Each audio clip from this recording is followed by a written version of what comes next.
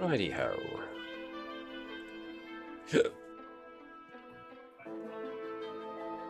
Okay. Let's just do a quick check. Everybody who wants to hear Sirenscape can hear Sirenscape. Yep. Smart. All one of you. And the rest of you can access your character sheets fine. Yep. Marvelous. Yep. 3 lifetimes of adventure. Excellent, excellent. Groovy. In which case, let's flip ourselves over to our intro video and we will get back to the game as soon as possible. A few moments and we'll be back.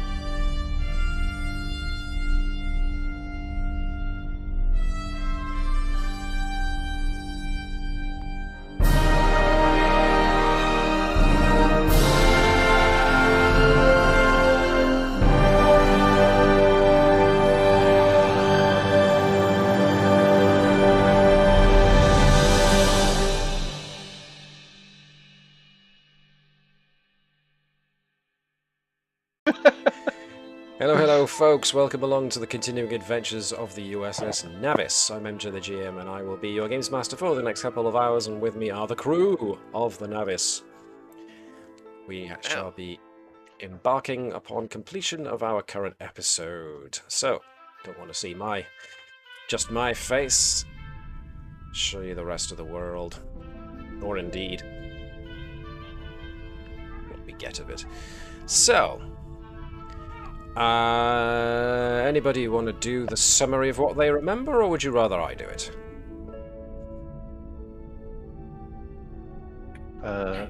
We went looking at rocks. It went wrong. Essentially. We found looking at rocks. We found the alternate adventure path with a different captain. What happens when someone made a different save? We discovered what would happen when the Borg double taps. Well, we know who failed in their mission. Well, nobody's strictly said that's the case, have they? Go. It was me. It was me. It was me. Oh, I remember that episode. I love that episode. Jojo. So I'm waiting for the bit where Matt brings back other characters. It turns out Grand Admiral Monoko is actually Grand Admiral to Natala, and the current Borg Queen is the Borgified Ori. No. I was going to say, I'm waiting. Sorry. So they created entire bathtubs and jacuzzis full of Borg nanoprobes. No, that's not Borg cubes anymore, is it? It's a Borg tub. Borg tub. Mike, we love you wherever you are right now. Thank you. To be honest, I'm waiting for Matt to pull out the Borgified Andrews that's followed the survivors. Yeah, I had that realization. It's like, oh dear, I could be the Borg Queen in this reality. Andrews knew her killer. It was her. It was me! It was me, Austin. It was me all along. I always said you were your own worst enemy. Now you know I was taking it absolutely literally. And yes, so I did use the word literally in the correct term. We did start realising that our doppelgangers were from a dark dimension when it was so bad that Nova in that dimension took a promotion. There's also something else that happens in that dimension that shows everything is absolutely terrible. The leader of the most successful fleet is High Counselor Tannenbaum. Tannenbaum! Oh my, I hadn't thought of that. Now I'm gonna have to. Interesting. Quiet So note who to decides myself. with the Borg or Tannenbaum? Tough decision. Yeah. We have to get back to you on that one. No, it's no questions asked. It's like I'd much rather take a simulation by the Borg than deal with Tannenbaum again. Ugh. Alright then. So, if we jump back, actually use the correct atmosphere here. We jump back to where we roughly were. We had just managed to form a loose coalition with your alter selves. They had attacked you guys, but they are a bit more used to aggression, shooting first, and the like. So it really wasn't much of a surprise when you realized who they were. They have their own runabout, their own version of the Carpathia, but theirs is a lot more banged up than yours, and so you exchanged essentially them giving your craft the ability to cut through the interference from the fact that this asteroid field has got lots of quantum tears to different parallel universes, and in return you gave them better parts for some of their worn-out components, not the least of which was their replicator. So at the moment we're all friends, but they are getting back on their runabout. So Oh, guys one thing I was thinking, Matt, Yeah. between sessions, is potentially giving them a log of how our battle of Sector 001 went, so that they could provide them with any tactical advantages on. It may work once against a Borg cube, but I would assume the shuttle would have some logs on it. Well, we could pull up some of the registries from previous the conflict, etc. It's probably in Starfleet interest to take their logs of battles as well, to Yeah. see how they Yeah. deal with it and Nice, what nice, they've been nice. doing in their universe, because we've encountered them, so presumably we might again. Those are good points. I will take those on board. Who was it? It was Vibers and Edwards that went over, specifically Vibers in any case, that went over to their Carpathia in order to polish up some of their stuff, some of their rather worn-down equipment. But Vibers would have noticed, I want to say patch jobs, but that's not strictly true. There's a bit of their runabout is somewhat of a chimera, a mishmash of different technologies. Mostly what you would recognize as Federation, but there's other components from different types of technologies woven in there. So it seems that they've made the best with whatever they could find and adapt. Just before I head back, talking to their Vibers. So Uh-huh. how long ago did Starfleet fall? Not long after the Borg managed to get to Earth, as it turns out. Battle of Wolf 359, within a day they'd taken over Earth. And then just proceeded outwards from there.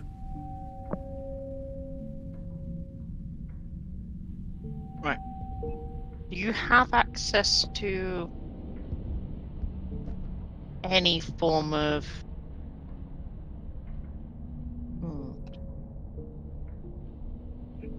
Right. Let me dig something up.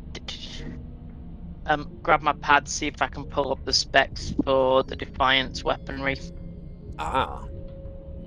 Phaser cannons. Pulse phasers require less to make than starships.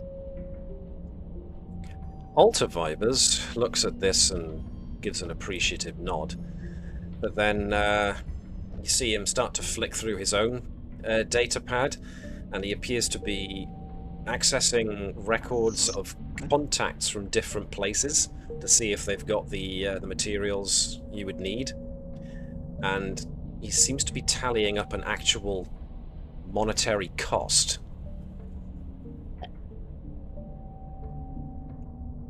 And winces more than a couple of times. So he's there going, phaser coils and juices. He occasionally mutters to himself words like, I'm going to have to owe somebody for this. It's like, oh, damn it, I've only just finished paying this guy off. Give me a copy of the bits you're short on. I'll see if I can get our replicators to make some of them before we part ways. It's going to be extremely simplistic stuff. Be able to do much that's that complicated. But okay. No, but if I get to use our systems to make them some of the coils that they're not going to be able to get the supplies to make from, I don't mind helping out someone else. And hopefully it balances around the world again. It'll be fine. Fair enough. Alter Edwards from the back, whilst this conversation between the two Vibers is going on. You overhear him say, that's something we don't see very often. To which other Bertram goes, what do you mean? To which other Edwards replies, optimism. This other Vibers reckons we survived long enough to actually get the pieces we need installed.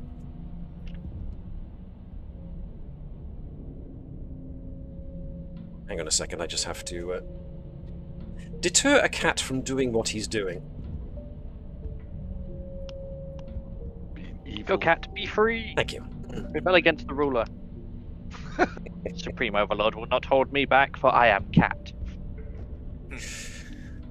It's more the... Oh dear. Actually, it doesn't matter. Okay. Is there anything else anybody else wants to discuss with their alter egos? Yeah, I suppose that's correct. Or indeed with each other before you set off.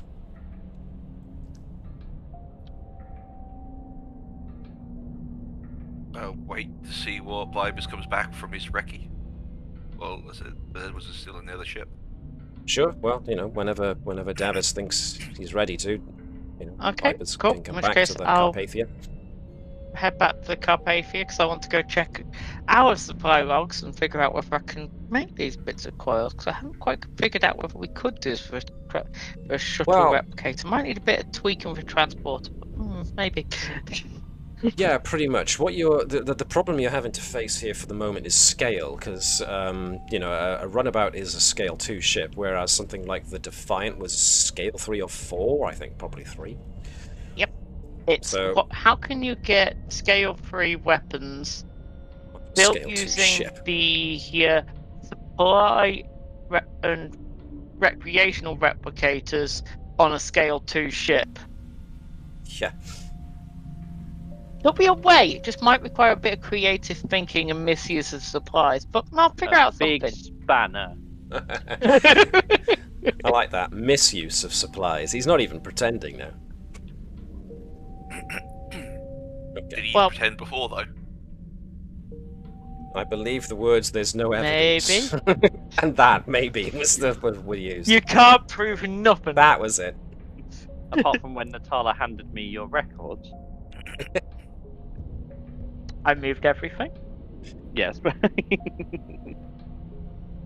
And then you promoted me for some reason. Because no one else wanted the damn job.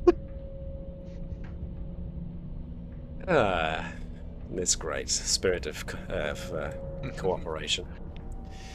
In any case, when you guys are ready, your alter selves are willing to fly along with you because they want They want to get home, apparently, just as much as you do, or at the very least want to get out. But, Nova, the entire time you've been around these guys, as nice as they've been, but, you know, different, there's definitely something they're withholding.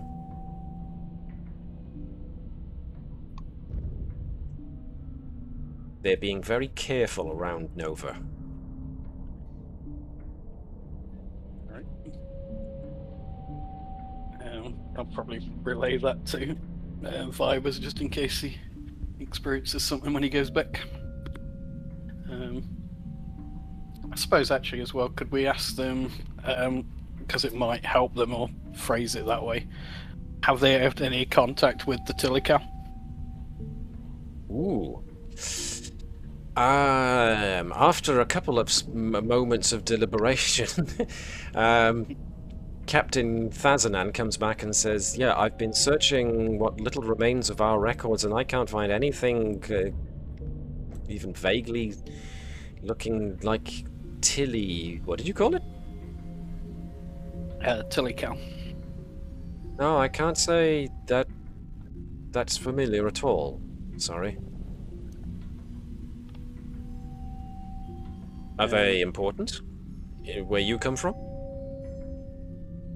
I'm not so sure it's important as much as they've got advanced technology that might be able to offer you safe haven. Huh. Well, let's see what the day brings first, eh? Could we give them the coordinates for the first base that we found and information on how to get into it? Sure. That was Seku 6, if I do recall. Unless you want to get into a proper bigger installation that you found, because all you found back then, on the first time you did find the Tilical thing, was actually some kind of communication node, as it turns out. So. No, is Nova going to give them the like Nova's guide on how not to destroy a large chunk of your reality? There wouldn't be a not in that sentence. Fair enough.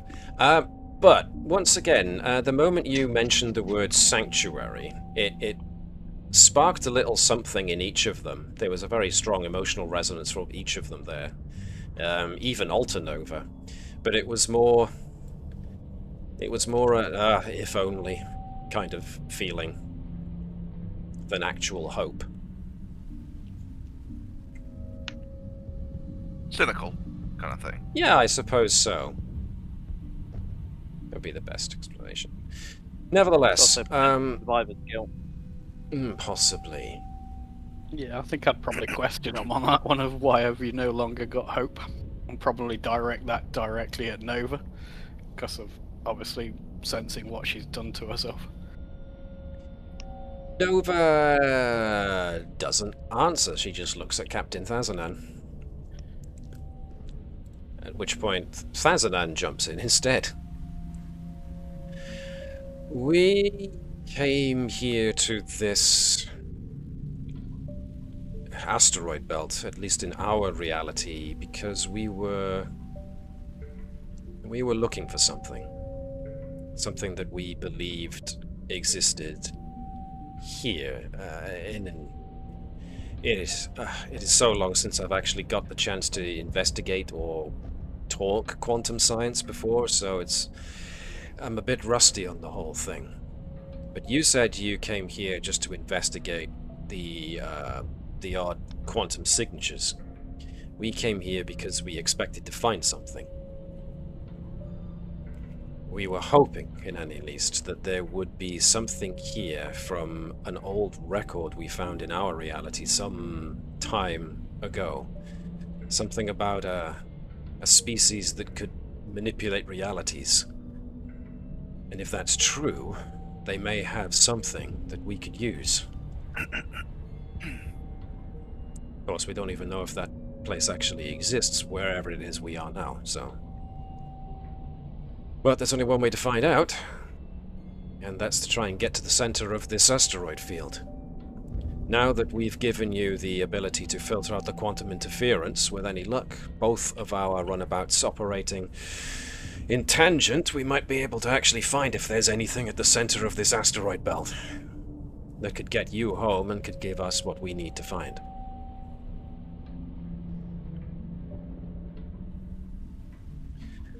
So then, Captain, shall we? I see no further reason to delay. Cool. So, with the quantum interference removed, navigating the asteroid will require somebody to give me a control and con task, difficulty of 1, assisted by the runabout's engines and con. So, I would once again point Gareth, since you are the medical officer, to be the Carpathia, if you could. So what you're saying is, I'll use my expertise to cure the Carpathia of any scratches. Gotcha. There you go. 4 successes, 3 over and above what was needed. Okay. Back to maximum momentum. Cool. So you managed to skillfully pilot the runabout, guiding the others alongside you as you navigate through. And Whilst that's happening, just out of interest, have they scanned us at any point? the other group? Yes. No.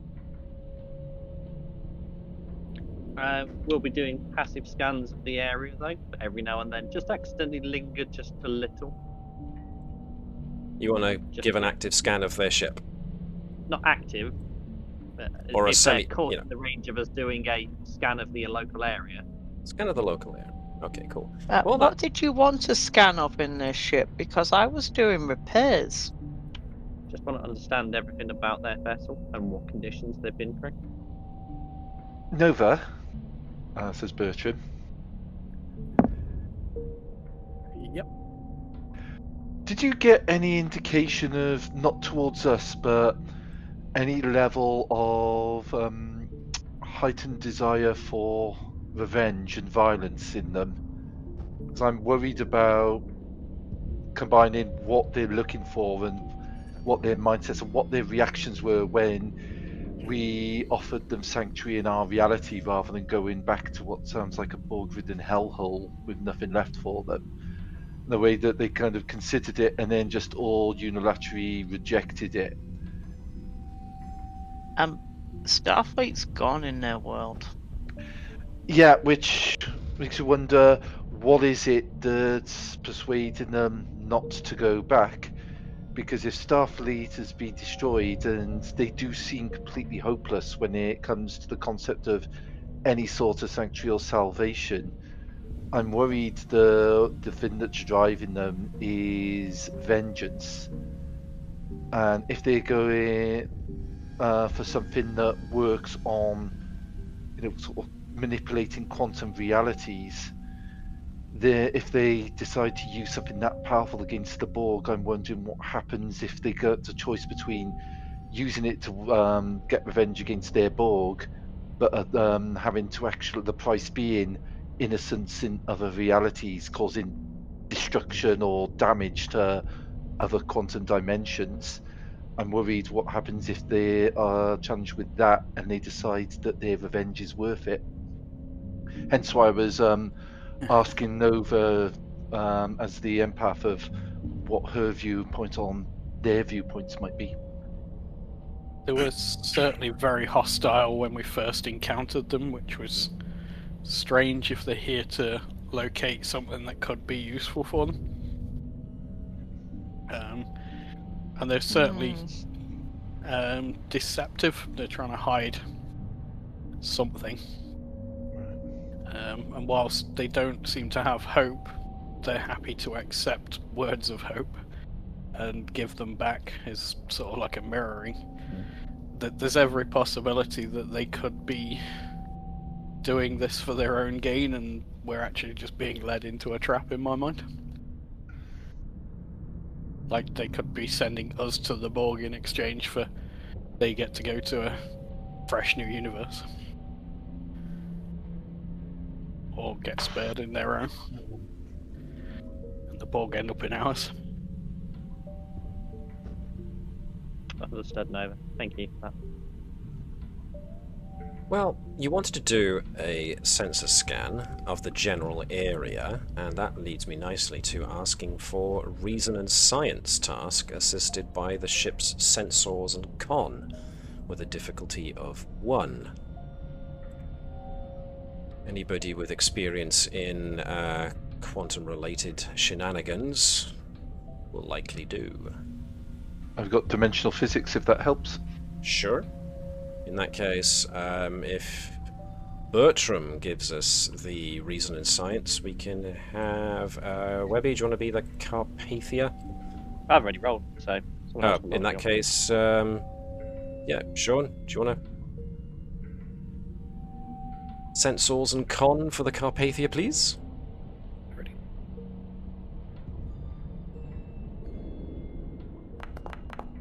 I want to remove that complication.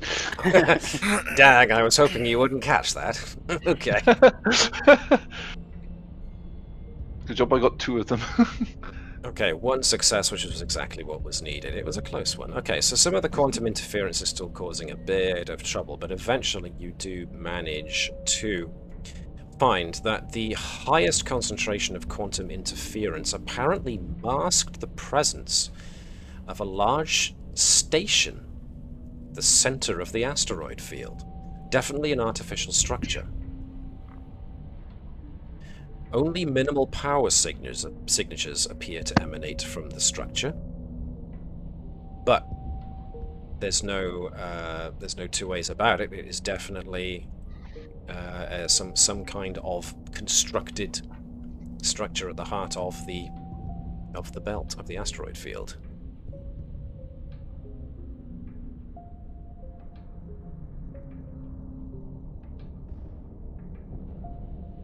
Were you conducting any kind of scan of small scan of their ship at the same time, the other runabout? After Nova's response, I'd say yes. Okay. Just as we happen to catch them in the sensor sweep. Yeah, yeah.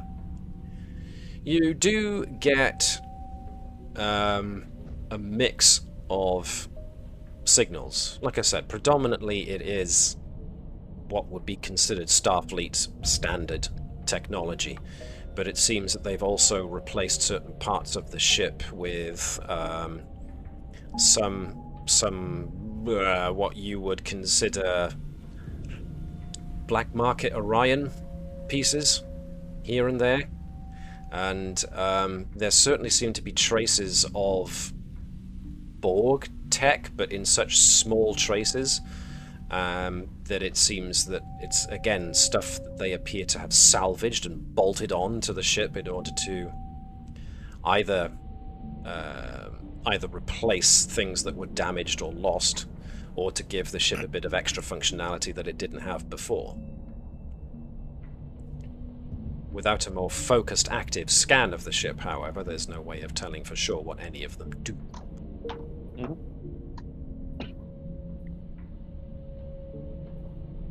And so, cruising along, you eventually come across the center. And so let me read this out as after I change this to... Hopefully you can see this. Yep. Excellent. Mm-hmm. After what seems like hours of tense piloting through the asteroids, the runabout winds its way through huge chunks of debris into the very center of the Pinicon Belt. Looming beyond the asteroids, the battered hulk of an ancient space station hovers into view. The structure appears to be composed of 3 spherical nodes connected to a central axis. The station may have had more sections long ago, but they appear to have been destroyed in asteroid collisions over the centuries.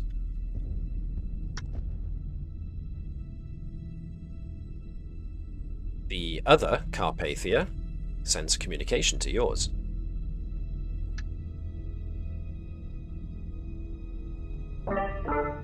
Open channel. Sorry. This is Thazanan. This is the structure we were hoping to find. At least some civilization used to occupy this space. Looks like this is the remnants.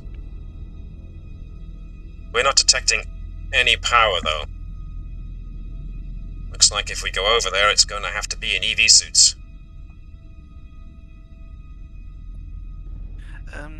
Start scanning and just start going through any kind of records of things we might have run through before. Tilical, another ancient tech. Right. That's right up your avenue, as it were. So let me briefly bring us back to this one so I can get you access to your individual token characters. So, yeah, let me see. This will probably be... Let me call this reason... Oh, insight? No, I can go with insight. Insight and science with a nod to your xenoarchaeology, please.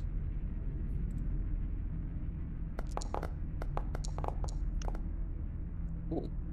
Okay. Nice. Right.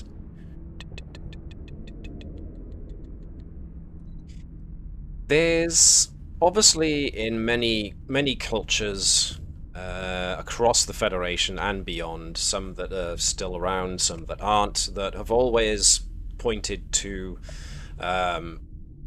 gods and god beings, those possessed of great powers and whatnot, and most of those can be explained away as just the presence of more powerful alien civilizations that have come across these, at the time, lower civilizations, and so, you know, the tales of godlike beings who could, who possessed great powers to create something out of nothing pervades a lot of cultures. Of course, you have direct experience with the whole Tilical phenomenon, what with them being an ancient civilization that spanned a large area of space and was actually able to do some pretty significant stuff with their technology. But just like with races like the Iconians as well, there are always hints of other great civilizations that came and went. There's only ever fleeting mention, though, of a civilization called, in many different languages, it equates to the word sculptors, something like that. Sculptors, creators, something like that, who were possessed of the ability to make great miracles and things, but only within their space. There's like a couple of scattered reports and stories here and there of an isolated civilization that didn't venture out from its own space and then quietly disappeared. No one's ever been able to verify who or what they were or when they might have been around, so it's just another one of those. But if any of those stories about the sculptors or whoever they were when they were actually around is anything to go by, these were people who apparently had no need to venture beyond their area of space, because rather than use science to explore the stars, they might very well have used science to alter realities. Fair dues. Now, the whole notion of altering realities in archaeological, findings is a pretty broad thing when you take in what technology in the 24th century can do, which is essentially create something out of seemingly nothing. So the whole being able to craft reality around you could be taken with a pinch of salt. Anything sufficiently advanced can be attributed to magic and the power of gods and the like, but yeah. Dusty old tomes and forgotten places were mention of maybe this one civilization, but no ever confirmed reports or sites of such a civilization was ever found. But maybe you've just come across one. There it is. Thank you. So, the main issue you have at the moment is that there apparently, on this structure, is no power whatsoever. So, if this does indeed possess the key by which you can return to your own reality, then some work's likely going to need to be done. Now, indeed. As it happens at the moment, with the fact that there is no power on this station, there will be the complications of no gravity and vacuum.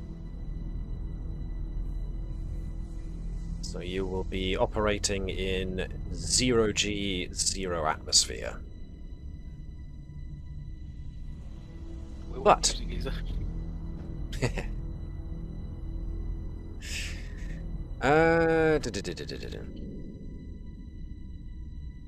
so another reason and science check could give you a scan of the layout of the place to get an idea of what you're dealing with.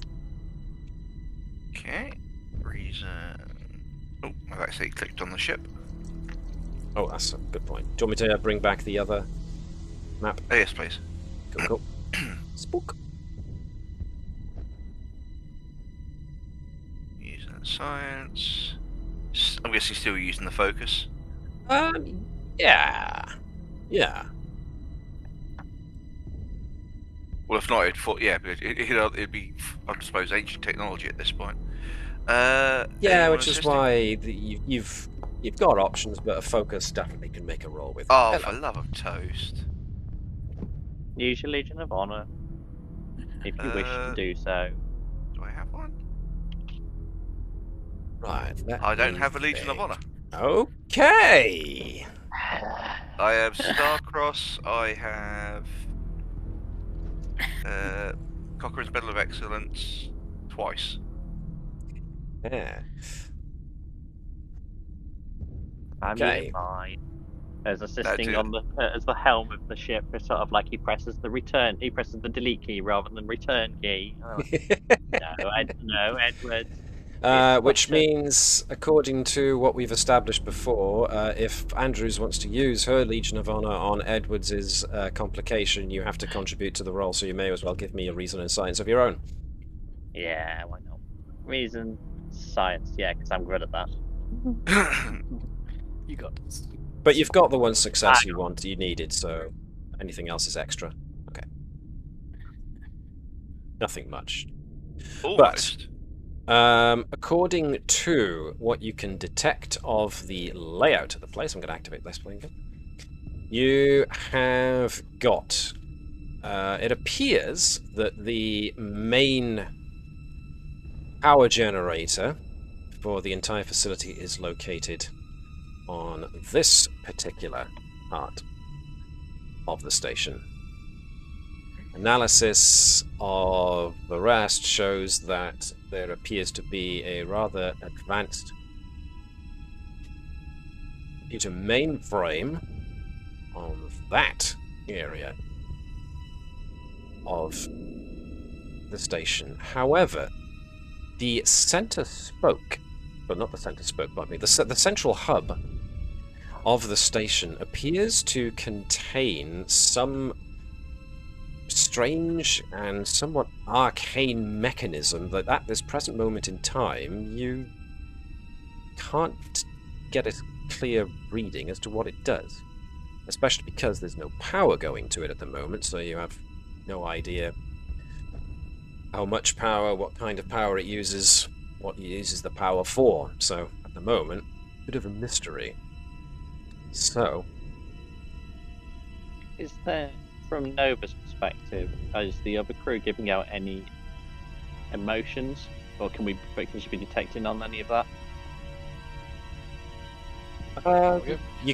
Unless you've opened up a communication with the other ship, which I would sort of assume, because the other crew are doing a scan of the facility of their own and sharing what they're finding. Yeah, I imagine they're at least making an effort to look like they're trying. So yeah, talking about what we're both finding is not too far gone. So as far as the other crew goes, Captain Fazanan comes over the line. Well, if either of us are getting home, we're going to need to probably have to work out how to bring the main power online. And if that station still has the apparatus necessary to access different quantum realities, we're probably going to have to figure out how to use it. There might be records in their main computer banks, so I would suggest the main computer mainframe would be the next place to visit. But far be it for me to dictate our actions, Captain.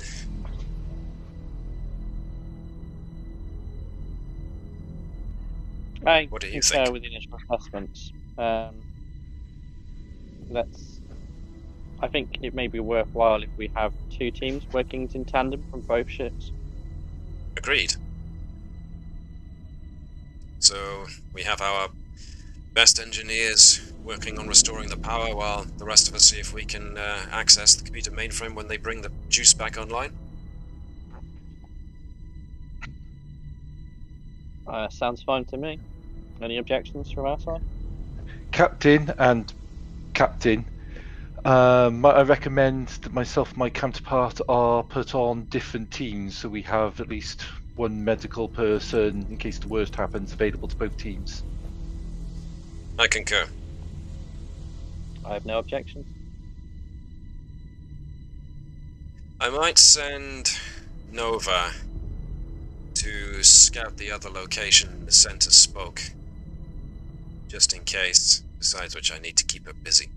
Otherwise she'll just be frowning at us all the time. Don't look at me like that, you know it's true. Besides, if I don't give you something to do, you'll all end up complaining. In the meantime, I would suggest maybe we send both our Vipers to get the main reactor working, and have both our Edwardses ready to bring the main computer online.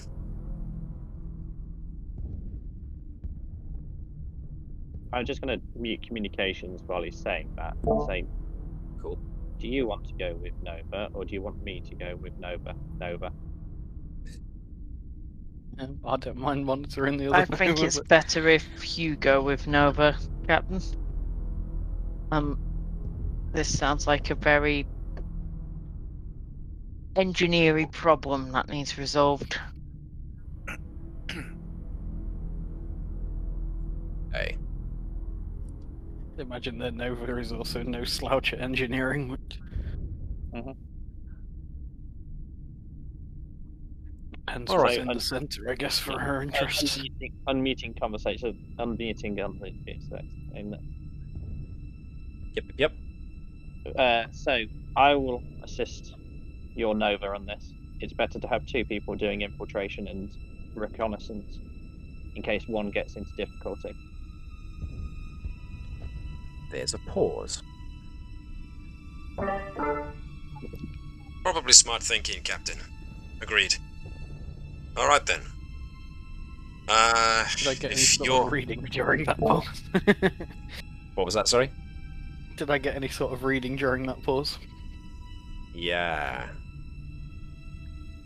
There's definitely a bit of apprehension going on the other side.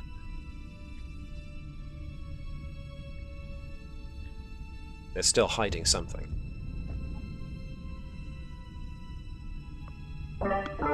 Cool. If you're going into the central spoke with Nova, then I suppose I'll keep an eye on the crew on the main computer. Vipers and Vipers, I have no doubt will be able to get the main generator up and working pretty quick. So we should be good. Does your Bertram want to go with the engineering group or the main computer group? I'm probably better off going with the computer group. My abilities to help bring up the main generator up are pretty limited. Acceptable. Alright. It looks like there's a breach in the hull that should be big enough for us to park our runabouts near, so that those who are, so we can actually do a pretty safe spacewalk, and without needing to find an external hatch or some such. So that breach seems to be on the third spoke there. It's possible it might have once been some kind of habitation or an actual space dock. So, do you want to lead the way, or shall I?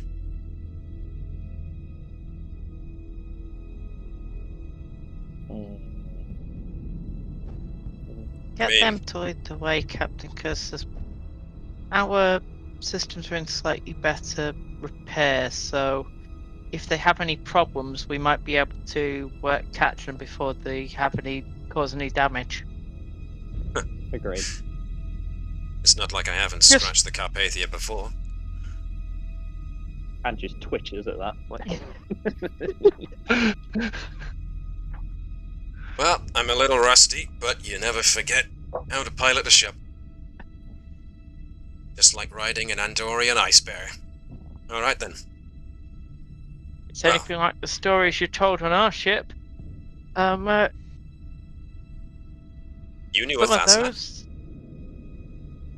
You didn't tell me Yes, that. he got promoted. I see. I can't remember what ship did he go to now. He originally went back to Andoria. He did? In our campaign, yeah, with Shure. But I more than likely would assume that because of the war, he got dragged back into service and is now serving captain. I think he ended up running the Imperial Guard during the Dominion War. Good for that. Dominion War? The next problem after the bug. I see. And he was with someone?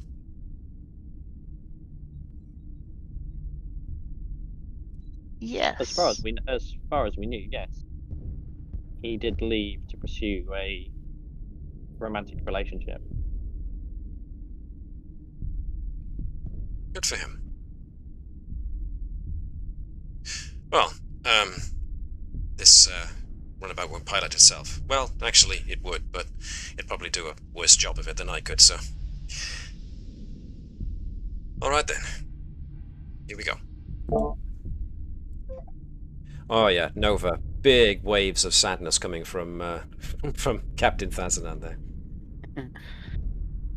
Whilst we're at communication slot, we keep an open channel with all crews. If any of you get into trouble, then we need to have a code phrase. Was it morning sadness like he knew Shuri? You're not sure. Almost like jealousy, in a way. You know, he had a life I couldn't lead. Alright. But you never know. I'm just trying to think something that would mean nothing to them. The only thing in my head for a code phrase is hot tubs coming to my head now. Actually, that would be a good one. Is that Lieutenant or I would definitely have been uncomfortable here. Oh. So, right. For He's putting on his plant-based EVA suit. Another reason why he figured it would be better if he and the other Bertram on different teams. I'm also glad you chose to pick the mainframe one, because then it means we've got you as technical command, sort of like part of the command structure there, and Vibers on the other side for the main generator. I know. There was something I was thinking of, Captain.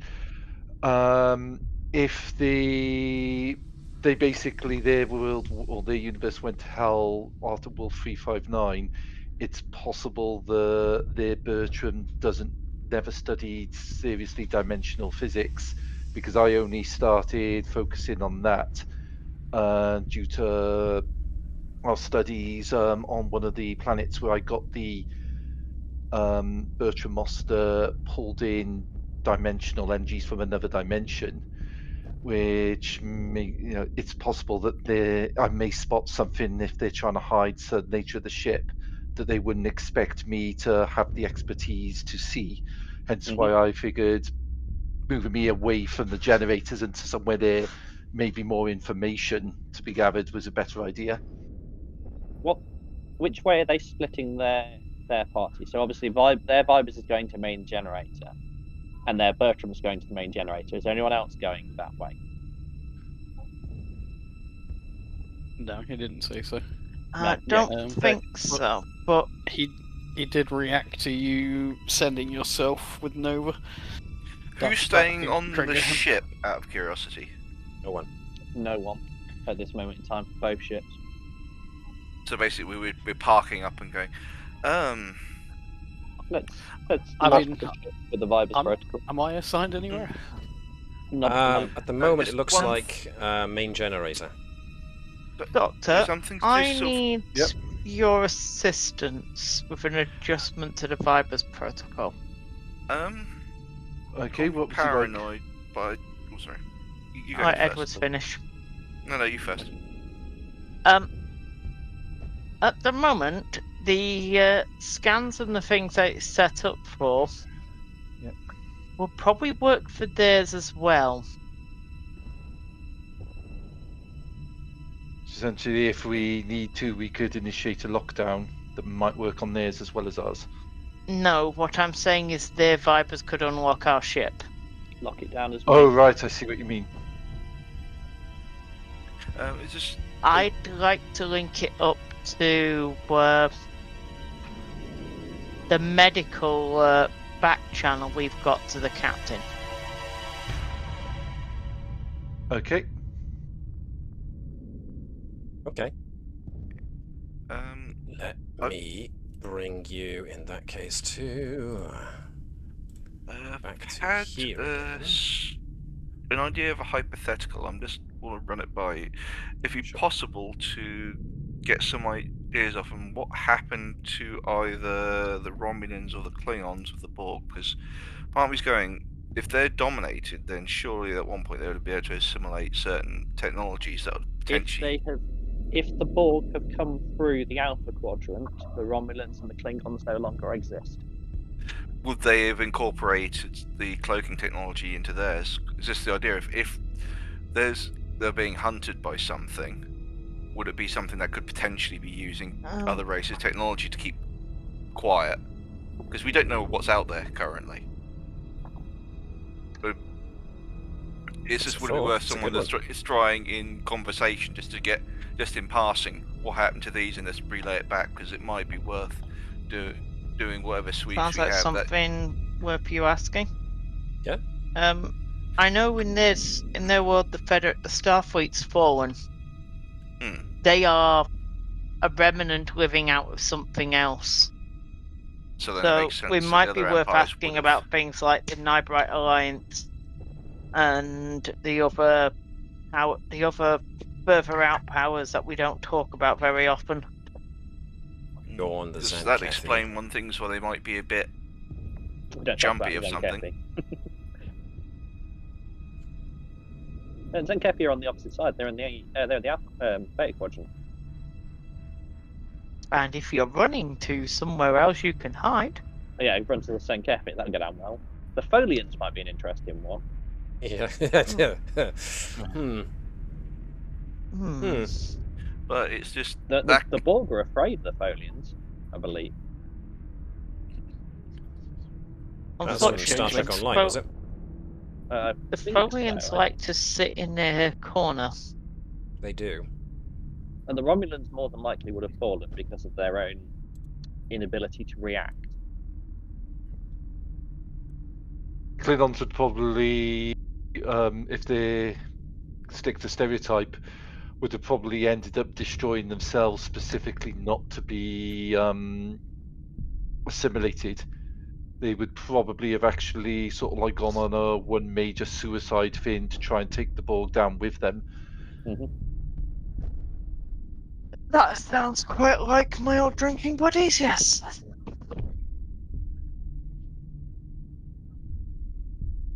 might be worth considering.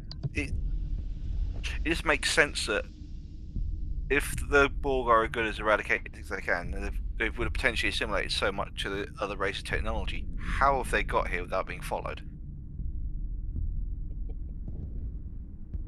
I can't think of one reason, and it comes down to the Borg psychology. The Borg have a history of looking at the big picture, completely ignoring the individual, to the point where they will often allow individual enemy agents just to wander around their ship up until the point they actually start the phaser fire, because they simply have such a large-scale mindset. They don't focus on the small. So if just this group of our They could have counterparts legitimately came up this slipped thing, away. yeah, Okay.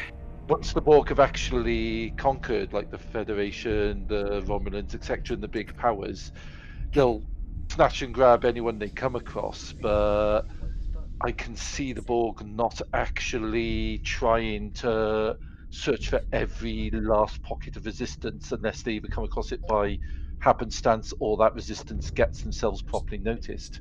Directing towards his crunchy feel. Oh no, he's fine. Here we go. Yeah, I think you're onto something there. I don't think the Borg don't think like we do. It's not an empire to crush. Yeah. We're not an empire to crush at all. We're just things to see if they're interesting. The Borg, We're a resource. yes, the Borg took specific interest in the Federation because of Locutus. And because of Q. Mm-hmm. In fact, there are theories among some of the Federation minds that, for whatever reason, Q specifically threw Picard in the Enterprise to where the Borg would notice them, for whatever reason, to provoke a response from one or both sides. Interesting. Okay, I'll All right then. drop the idea then. But it was just Yes, no, but which side do you want to go with then? Because at the moment it's it's 2 Vibers, 1 Bertram on one side, 2 Edwards, One Bertram on a another Caval one. and Bertram on the other. So I suppose it depends if you want in an even number in each place. If it's an even number, then I should go with Vibers, I guess. Yeah. If you're not worried about that, then I could be Combat. free roaming and combat infiltrate. wise, if their Caval is like our Caval, is decent, which would put Edwards at a disadvantage. Edwards and Bertram at a disadvantage, but that would leave Vibers on his own.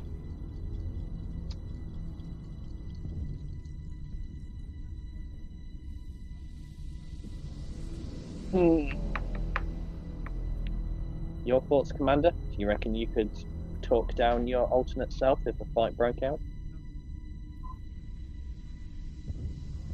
I reckon I could. We've got at least some shared experience in diplomacy, unfortunately. Bertram's a wild card, though. Yes. Let's split. Make it equal. Okie.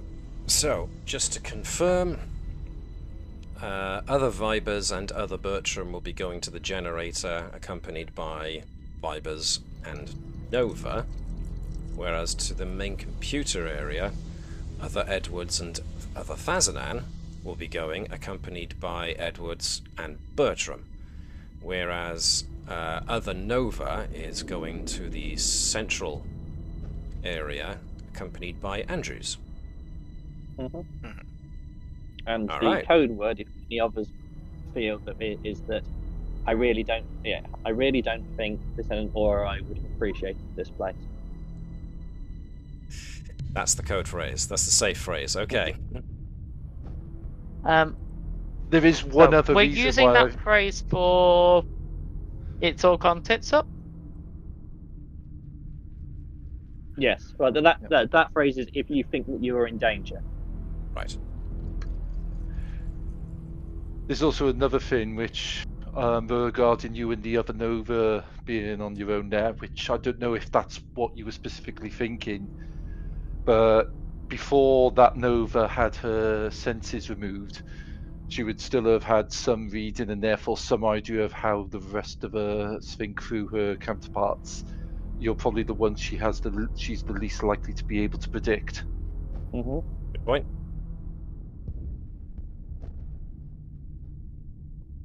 Okay. Any other plans you want to put into motion or concerns you want to talk about with each other? Or do you think you've managed to pretty much underline? I think, can we potentially look at, as part of the Vibers protocol, whether we can sync up a tractor beam as well? So that if we activate something, it tractor beams their shot, They're shot. Okay. Yeah, their runabout. Interesting. All right. Okay, I'm not going to ask for a roll. Go on, Gareth. So, I say, is it worth us taking some general sort of power packs with us in case we might be able to get some information from the mainframe before main power is restored? That is a good point. Equipment. Equipment. Make sure you have the equipment you think you would want. Equipment.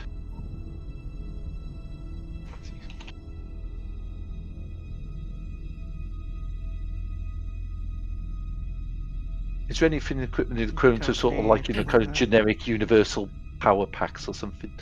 Should be. But if not, then you can always spend a point of momentum and give it to yourself or yourselves as an equipment trait. So, yeah. Okay, I must be looking at the wrong things. So we want environmental portable suit. power. Let me see. We've already got that. Portable. Where was It the is portable second power? edition equipment we're looking at, isn't it? It's Said first we've gone edition, back. actually. Oh, sorry. Yeah, so there's nothing in the actual equipment list, but that doesn't necessarily mean that it doesn't exist. So like I said, it would be spending a point of momentum to gift yourselves that spare power pack thing as an equipment trait that you would all share. Oh, I'm going to leave the mass Sounds spectrometer good. and the portable electron microscope on the Carpathia, by the way. Okay. Okay. People okay with me spending a point of momentum for that? Yeah. Yeah, please do, because I'd like one as well. So what you can do now then, Gareth, on your character sheet, on the traits section, on the traits part of the traits section, you can use the plus button to add a new trait. Portable power. Portable power. Yeah, as I say, I'm not really seeing anything, any power packs. We've got chronometer, audio receiver, beacon, communicator, IT toolkits, engineering toolkits. Where did you put it? Sorry. That's a,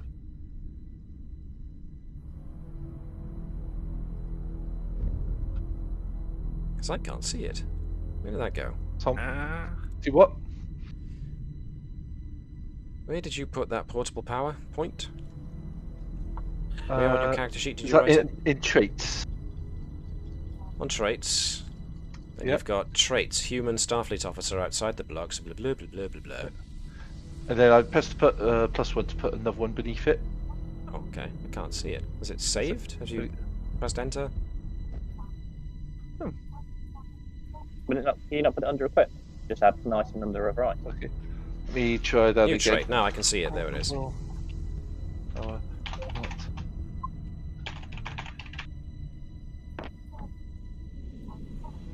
Okay, does that work for you? There Matt? we are. There we are. There we are. I see it. I see it. Not unlimited power. Excellent.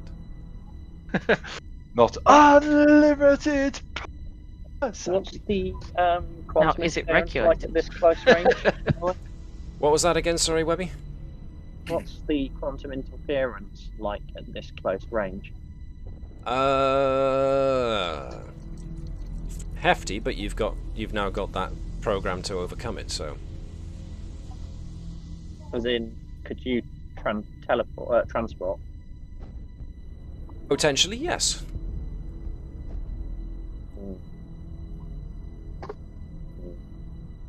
Obviously, Don't know whether I EV want to suits, take just transport, spacewalking is safer, but if you wanted to transport 3 groups instead to their various locations, that's also possible, now that you've got the means No, of I penetrating was the thinking. interference. I was thinking the opposite of taking a transport inhibitor, Ah, okay.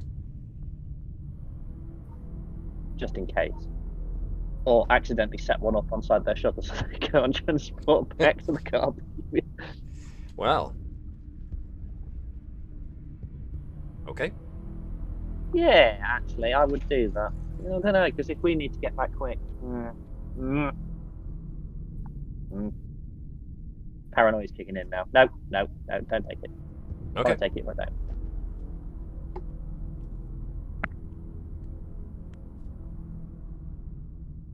Alrighty then. Everybody ready?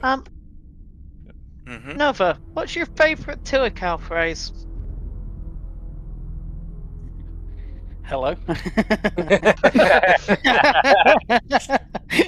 Yep, makes sense.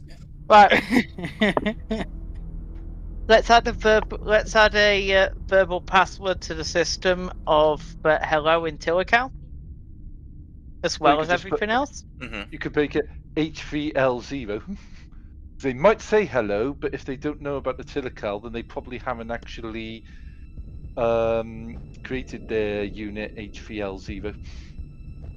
Yep. H31L0. They also can't speak their language, and their universal translator doesn't know it. True. Yep, all good. And if it's a password system, it's not going to translate. It's going to wait for someone to say the right word. That's a good point. Why don't we just... We could just set our universal translators and communicate just literally to speak in Tilical if we need to privacy. We do. As I said, we have the full language. It's a bit obvious, though. Yeah, true.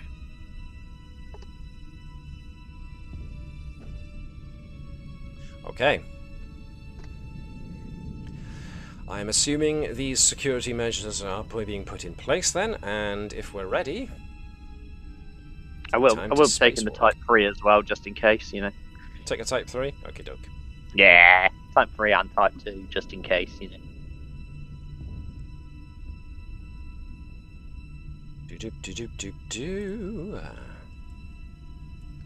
Okay. Let's see. So like I said, as soon as you beam onto the... I say beam on, you don't beam onto the station. You spacewalk onto the station. And so it's a bit difficult to tell what the place may have looked like in its prime. It's been exposed to the hard vacuum of space and has been quite thoroughly bashed about by who knows how long of asteroid impacts. So the place certainly is not anywhere close to being the glory that it once was.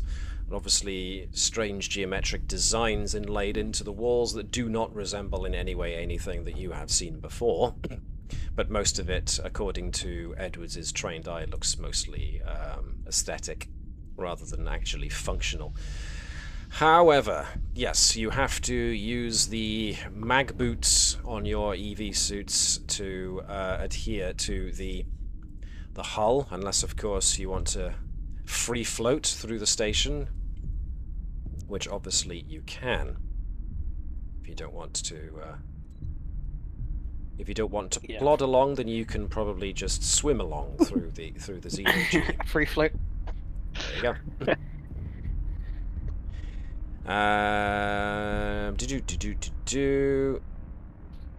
Okay, cool. So, one of the two corridors that branches off from the middle point, which you do eventually reach by coming in through that, through the long corridor of the connector arm, to the central hub, which appears to have an archway leading to a long corridor of its own, but the other two branches are where the two teams will need to go in order to get to, apparently, the mainframe and the reactor. So let us deal with the reactor guys and girls first. Just realised we split the party in 3 ways there. Well done, guys. Well done. So, let's get some ambience going here. So, yes, we're still dealing with no gravity and vacuum for the moment as you enter into this area. This large chamber consists of a vast array of machinery and equipment, much of it floating in the zero-gravity environment. A large, roughly pyramid-shaped chunk of crystal dominates the center of the room. An entire section of wall opens into space, presumably torn away by an asteroid collision, affording you a view of the Pinicon Belt beyond. So, anything particular you guys want to do, or just want to get stuck into it? Okay, right.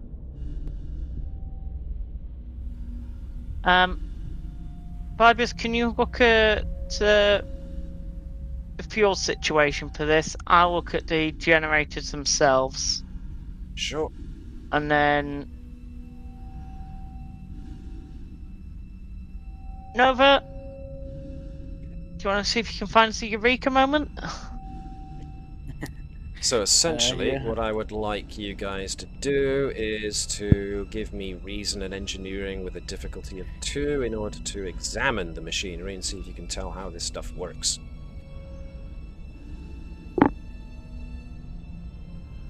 I'm going to kick in one of those or one of those. Yeah, those will do fine. That's Nice shiny dice. my Only attempt. 1 success. You need 1 more, so Nova could totally assist with this. I'll throw in a workings link for Yep, sure. Reason and engineering, please. engineering. 1 dice, focus, go. Lol. And Sean went spend the Legion of Honor. Will Sean spend the Legion of Honor is the question. Nope. I didn't think so. Okay.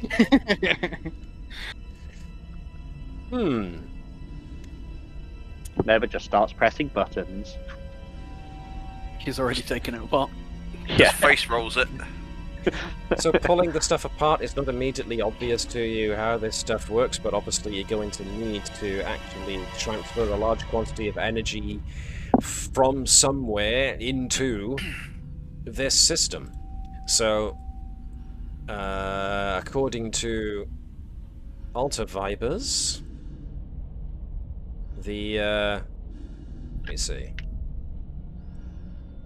You've got 1, maybe 2 choices. The backup systems have been inert for a long old time, so there could be a way to try and rekindle those, or you could try and have one of the runabouts essentially get guided by autopilot to the breach and try and essentially send power from the runabout's core into this place in order to jumpstart some systems.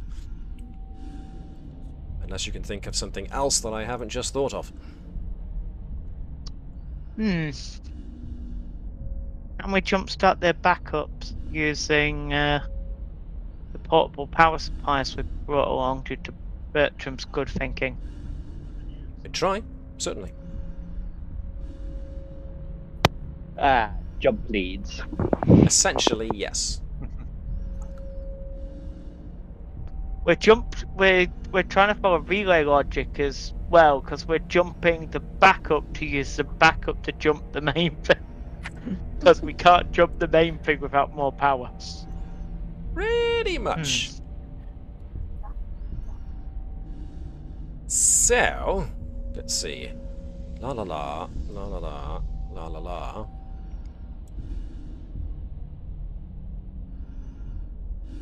Right.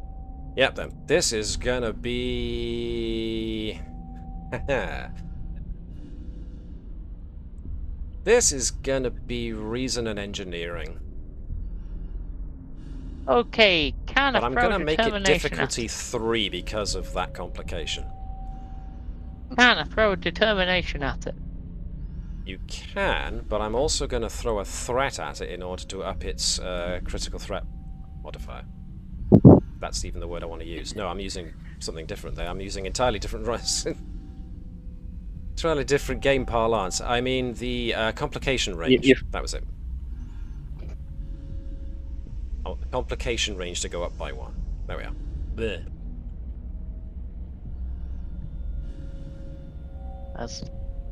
I'm kicking off one of them.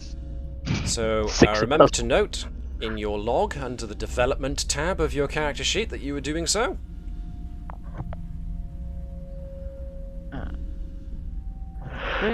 This is episode 56. Back to reality. I think while he's doing that, I'll hide behind the crystal and be monitoring Bertram and Vibers' Sure. emotions to see if like they're getting on edge as a plan might kick off. Yes, Okay, their can I anxiety get- levels are slowly climbing. Can I get other Vipers to help me with this? Sure, okay. Over he comes. In that case, other Vibers will give, what did I say? Reason, Reason engineering. engineering. And he's going to use something similar to what you are, so in we bump. But the complication range has gone up. Nova's just standing there going beep boop beep boop beep boop boop boop beep boop boop. I think you should probably Pretending. go over and examine what he's done, if anything. Cool, cool. What? Nailed it. Right. So according to Nova's engineering expertise, it looks like that Other Vipers has hooked up a number of what appear to be backup power systems into the main the main power in order that they can essentially be kickstarted to life and help feed the main reaction, and hopefully will sustain itself. Nothing you can see that suggests he's done any kind of sabotage or anything like that. All looks above board, and there's a couple of interesting little shortcuts that he's done here, which is a bit different from what regular Vibers would do. But it's your kind of interesting little shortcut. Nevertheless, He didn't follow the manual. no, Noted. quite. Yeah, he left those back. But I mean, he with had a wobbly table back there. Of course, he didn't take it. 6 successes. So what happens is you start feeding power out from the power packs into the backup battery systems, but for a moment there's a fluctuation as the two different power types are momentarily incompatible. But thankfully, main Vibers with Alter Vibers working alongside managed to compensate for the essentially the flow differential. The possibly the fact that your power systems have a different quantum signature for the power systems of this place. So it takes some quick finagling of numbers and utilizing a... what was that piece of technology they called it? Phase inducer? I'll go with yes. Yep, sounds about right. You have to improvise that very, very quickly, but with that number of successes, yes. There was a momentary possibility of a power surge or a power incompatibility, but you managed to stabilize the quantum variance and therefore managed to make them compatible with one another, which thankfully puts enough juice into the backup batteries that the generator kicks on and the pyramidal crystal structure in front of you starts to glow softly, and you can see that the main pyramid appears to be acting in a very similar fashion to a dilithium crystal, essentially. Most of a material you don't recognize, but it does seem to have a very good capability of storing power and transferring it due to its lattice, and as such, there is a audible hum. Oops, that was me, not Vibus. The other virus is done. He's leaving. So, I back up here.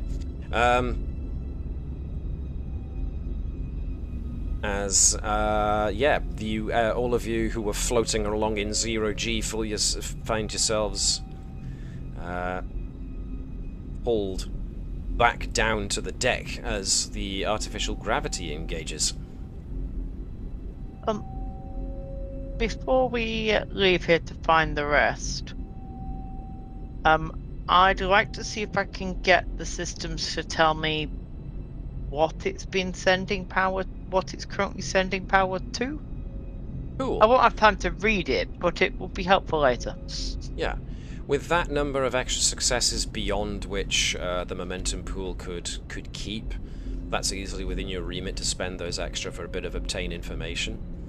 Which is, yes, it seems that at its last setting, before the station went into some kind of deactivation, more than likely, from what you can see due to damage, the majority of power was being shunted into the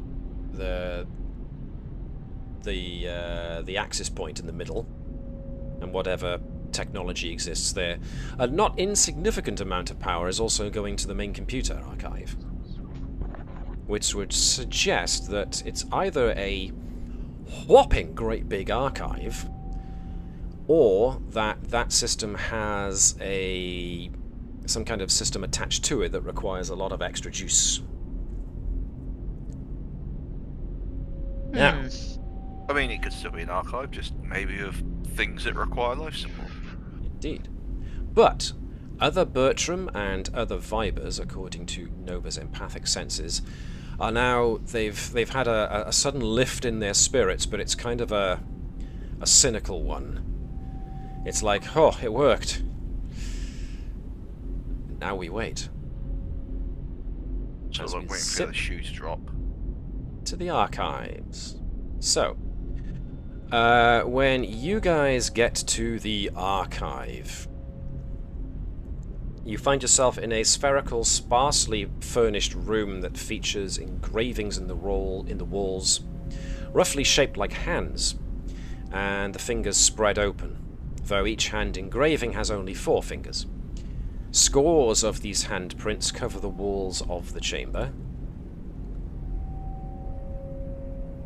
And yeah, that's pretty much how you find yourselves. Now that the generators have been clicked on, the no gravity no longer applies. However, the station itself is still pretty compromised, so it's still a vacuum. So, Bertram, your medical tricorder detects that there is atmosphere being pumped into the room, but is being sucked out of the room just as quickly, so there's more than likely multiple hull breaches.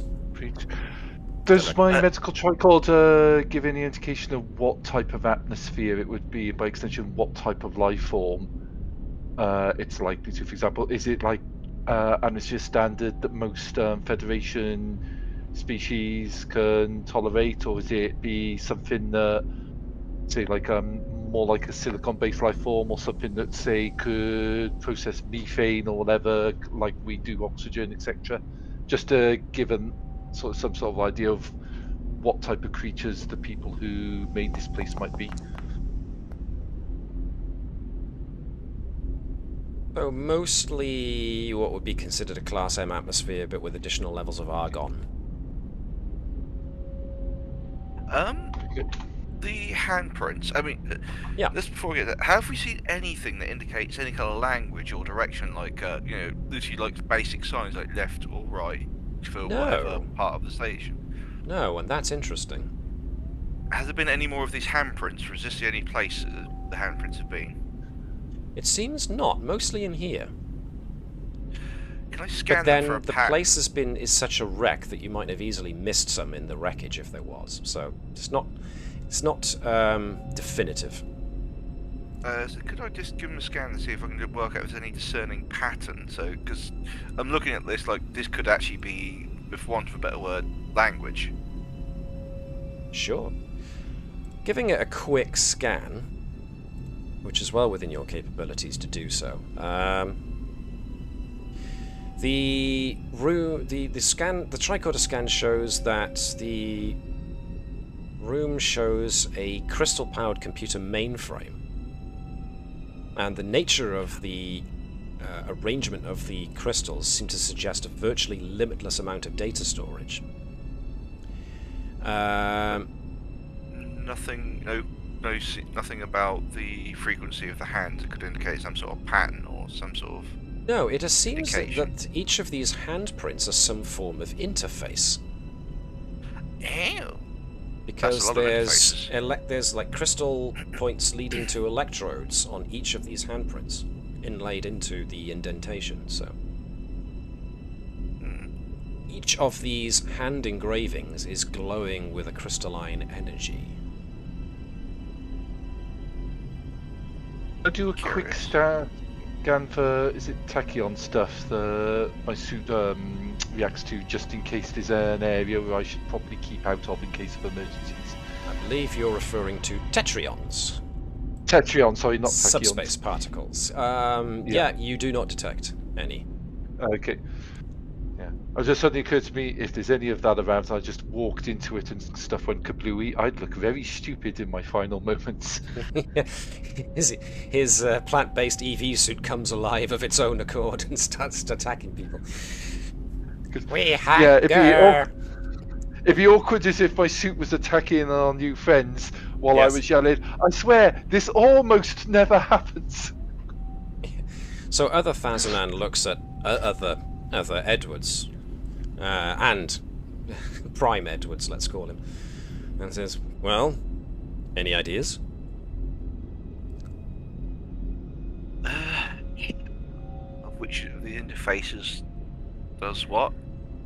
Not a sausage at the moment. We need a bit more in-depth investigation.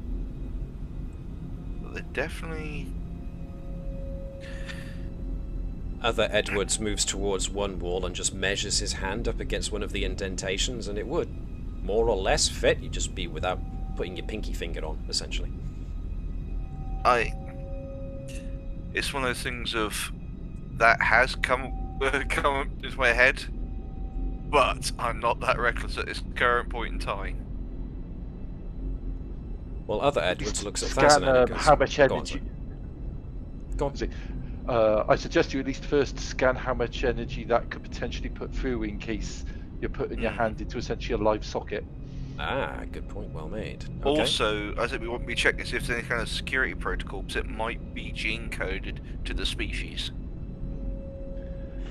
Other Edwards brings out his rather battered tricorder, gives it a quick scan, and says, well, from what I can see, the power coming out of each of these indentations is negligible enough that it shouldn't deliver any kind of electroshock or anything like that, as far as I can tell. There is an odd signature to it. Almost neuroelectric.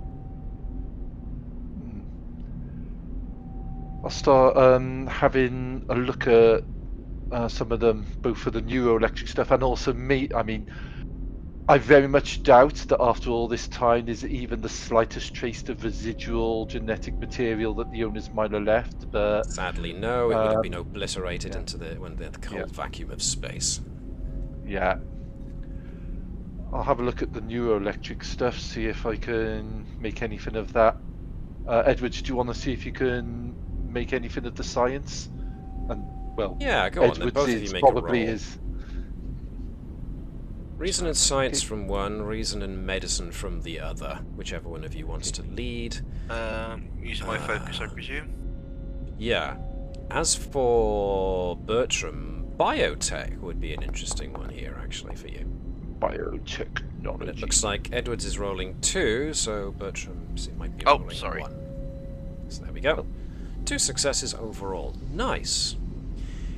These hand indentations appear to be some kind of neural interface which you engage by making physical contact with the handprint.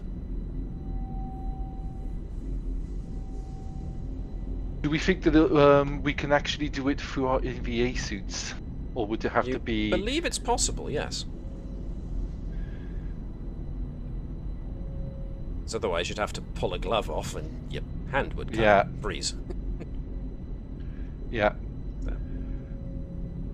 I will also say, if it doesn't work through our suits, I should say the atmosphere the power's trying to return is being immediately vented out, so I'd recommend against trying with a bare hand.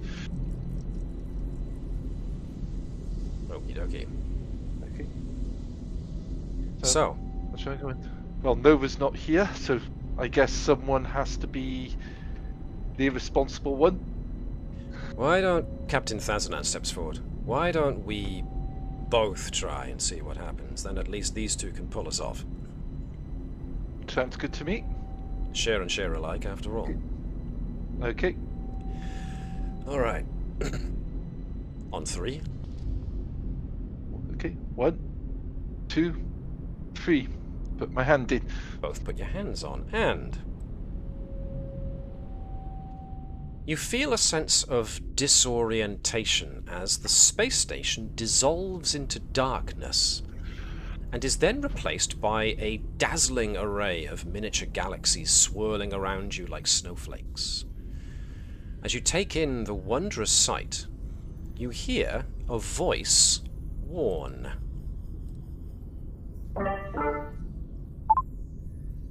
Careful.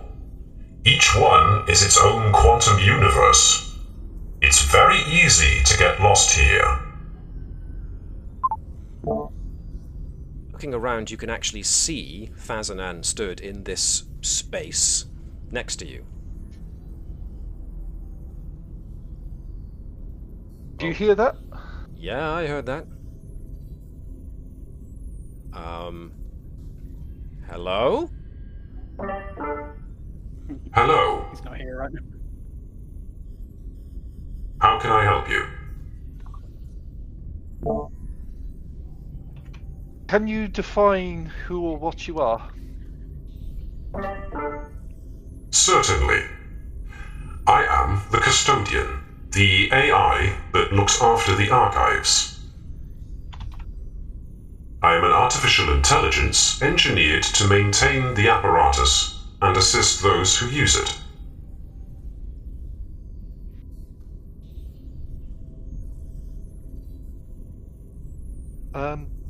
What species or faction or power built you? According to what I can read of your neurology, your Lieutenant Edwards referred to them by the name the Sculptors.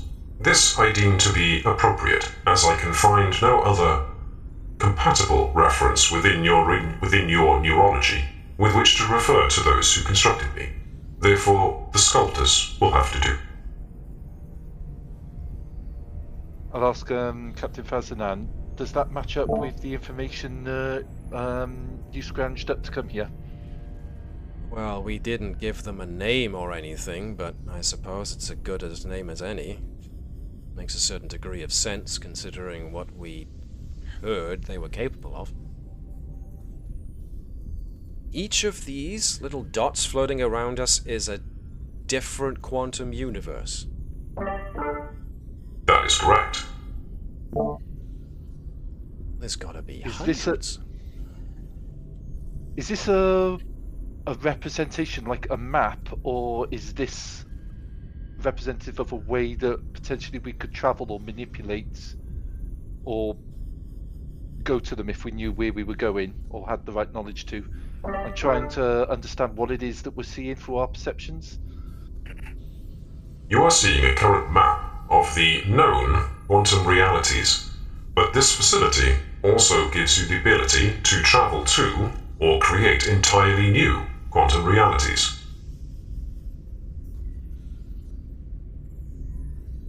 Well, that's terrifying. So, continues Thazanan, if one were to utilize this technology, one could create a new quantum reality or could affect an existing one? Now, it's difficult to tell with a voice that is everywhere, but Bertram definitely gets the impression of there's a very definite pregnant pause that the AI, the custodian, does before it gives its response. Yes, it is entirely possible to create new quantum realities as well as affect existing ones. That is, after all, what this station was constructed to do. I see, says Thazanan. Are there security measures to prevent unauthorized attempts to affect other realities? Not as such, no. As custodian, I am the final arbiter, I suppose you would say, of those who are permitted access to the technology. But I have been alone here for some time. After what happened to my creators. What did happen to them? Millennia ago, there was an advanced race that colonized all planets in their star system. But rather than discover faster-than-light travel and begin exploring the galaxy, they instead turned inward.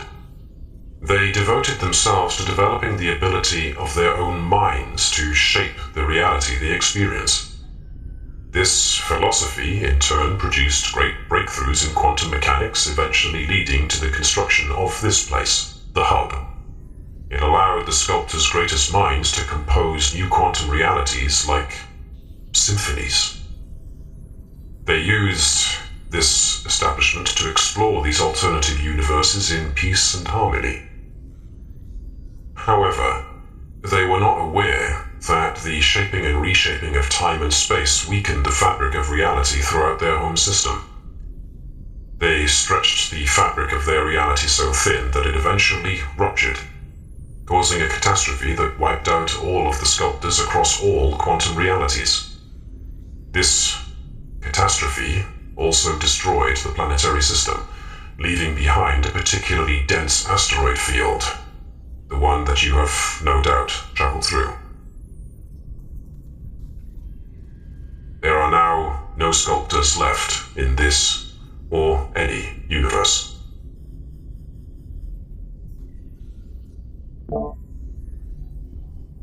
Thazanan jumps in, but that was because of their tampering with lots and lots of different realities, right?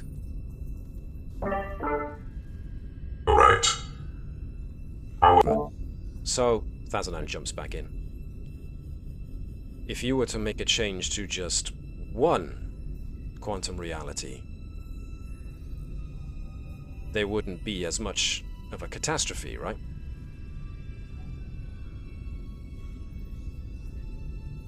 Again, it's difficult to read an artificial intelligence, but there's definitely a pause as it considers its response.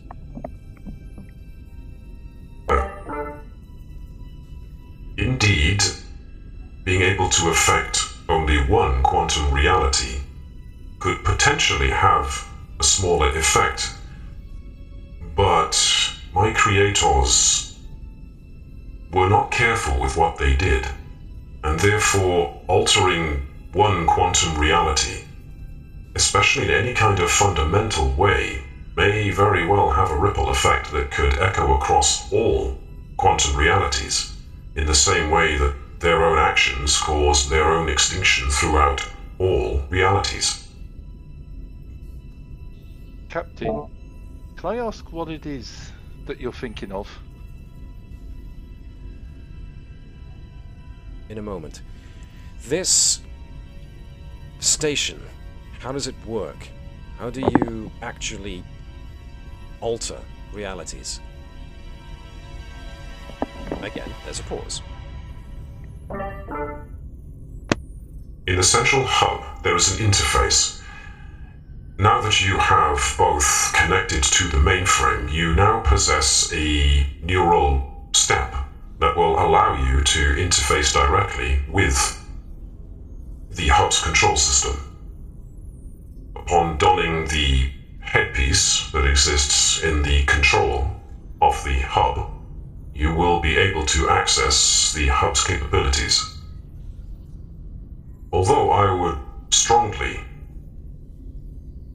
advise caution if you... Yeah, I get it. So, now that I've actually accessed the main computer here, I can access the control system. What happens if somebody who doesn't access this, what if they try? Anyone who does not possess the correct neural stamp will find their neurology likely overloaded and incompatible. It would burn them up from the inside out. Though they may be able to gain some level of control over the apparatus, it would be terminal, however. Fazanan seems to be considering this. Tin, Yeah. do you understand how I don't use such a crude term like the insanely dangerous this apparatus is, especially given we have no real idea what we're doing. This is basically something that would astound the greatest minds of our Federation.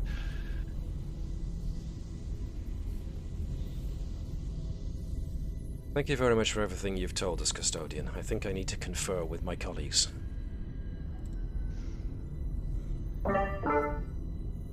Very well, but may I quickly add, whatever it is you are planning to do, please consider it carefully. It may have ramifications beyond which you might consider. Yes, Webby. Was that all on open communications, or is it just the Well, people unfortunately, inside this is every- all going on inside of Bertram and Fazanan's head, which is why Fazanan is now mentally disconnecting himself from the system, and so he seems to fade out. But Bertram can do the same if he wishes to. Okay. If I do, I can say, Custodian, is there any way to disable that apparatus, particularly from the archives, to stop someone from using it and potentially causing damage? I'm afraid not. Disabling the main power or accessing the hub control and deactivating it yourself there once connected to it are the only two methods. Thank you. I'll disconnect myself, Matt. Okay. Back in the room, other Edwards and Prime Edwards.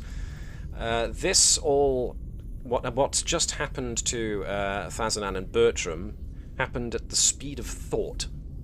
Therefore, to the two who were waiting outside, it appeared that Fazanan and Bertram put their hands on the indentations. They may be spasmed a bit, but their life signs detect no dangerous spikes or anything like that. They appear to go into some kind of momentary hyperactivity inside of their brains, but just as suddenly they both, first Fazanan, then Bertram, disconnect themselves from the wall. Fazanan turns to other Edwards. Well, there's good news and bad news. We can totally do it. It's just that I need to get to the central hub. Tin, you remember even the slight amount of damage to reality could potentially devastate civilizations or more. Other Edwards retorts with, yeah, well, what if their civilization has already destroyed others? And we know they've destroyed some here. I'm not talking glares about at other the Borg. Edwards. I'm not talking about the Borg. Frankly, if they were going to be the casualties, I wouldn't particularly care. I'm talking about potentially innocent civilizations stretched throughout reality. Not if I expressly state that it's just the Borg. Captain, with all due respect, you have no way. We're talking about literally interacting with and shaping the multiverse, and even the creators of this place, understanding and having built the place, still didn't understand properly the powers they were manipulated with to stop them wiping themselves off on a multiversal scale. This would be equivalent to a group of cavemen trying to actually manipulate an atomic bomb. I think you give us too little credit, Doctor. Besides which, I'm only altering my quantum reality, not everyone else's. Yes, but it might be the destruction of all these others. The custodian said that there's no guarantees it wouldn't have a ripple effect, no matter how small the effect Which means that the Borg might be eradicated in every single quantum reality. How can you tell me that's not a good thing? Yeah, but because so could everything else. The price might be wiping out civilizations throughout every reality who have nothing to do with the Borg. In answer to your question, Webby, now this is now over open comms, yes. Yep.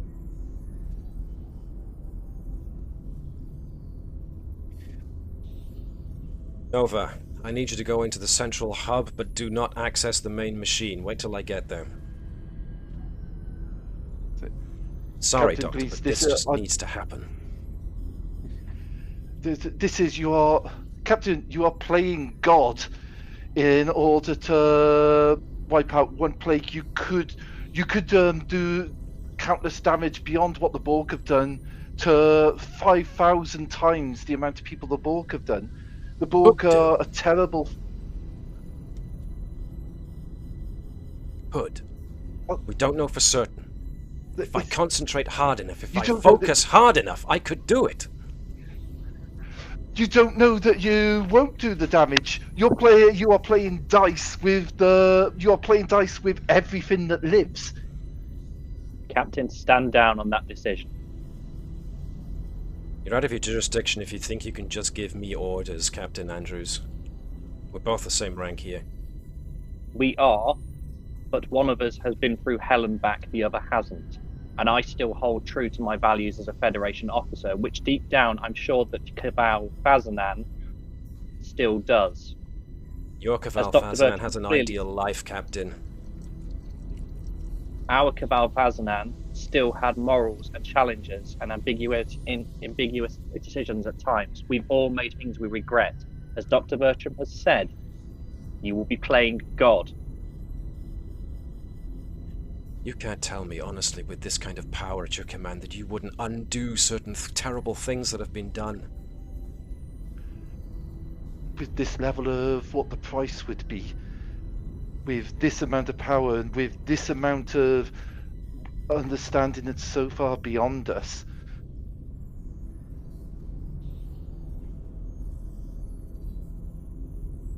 That means you're going to try and stop us if we try, right?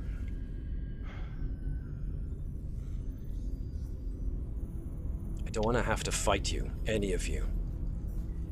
It's just... there's no hope where we are. Of every Starfleet officer.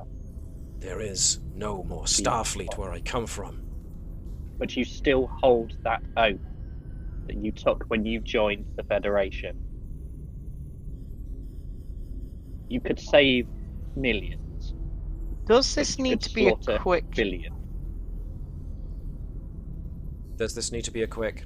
Captains, this does not sound like it's a quick decision. You can take your time here. You can talk to the Guardian. You could spend a few days working out what's the minimum change that could possibly be done. You need to get it right if you do something. Getting it wrong is worse. Imagine if you make the Borg turn up 100 years earlier. If I eradicate them completely, there's no way they could. If there's no possibility of there's no possibility of you knowing that what you're going to have them to do is a success. Consider this: the Borg are made up of thousands of different life species they've assimilated. What if by eliminating the Borg you also wipe out all of those species? You could literally make your universe or other universes empty of all life.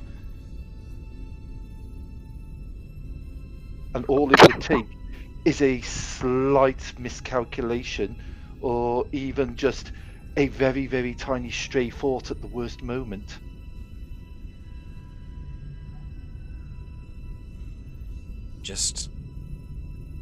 I can't have come so far, endured so much, just to not even try. This doesn't need to be a waste opportunity. Consider the information we have here, information that the sculptors gained for over countless centuries from 1,000 different realities. There's quite possibly information here that would come up with, that would provide you a weapon or some other method that would allow you to actually destroy the Borg. Maybe some reality the Borg were destroyed by a computer virus, or some measure that I can't actually comprehend myself. Something that was catalogued deep within these archives. There's knowledge here. And surely looking for that knowledge to gain some way to actually fight the Borg without risking reality is worth it. At least worth that consideration. You can look at worlds that have defeated the Borg. And how did they do it? What can you do? Copy. What can we use? You can also, as we suggested, let go. It is a horrible thing to have been through, and you will never truly get over the scars, but vengeance does not resolve vengeance. Okay, everybody who is in a room with another version of somebody else. Obviously, Nova, the big emotional gets that you're getting from this are, for a moment, the answer to why they were here was within their grasp, and then with what Thazanan was saying, they all tensed with the readiness to actually have to fight their own counterparts. But now with what everyone has said, with what Bertram has said, with what Vibers has said, well, what Andrews has just said as well, especially from Thazanan, there's a wavering. And maybe even for the first time since you've met them, there's a spark of actual hope. And now they're all looking at each other uncertainly.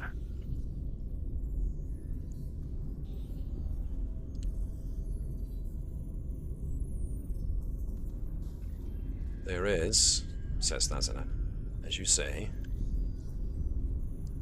a lot of knowledge here. And I'd be trying to match the Borg and their atrocities with an atrocity of our own. Starfleet was meant to be there to explore, to solve problems with science.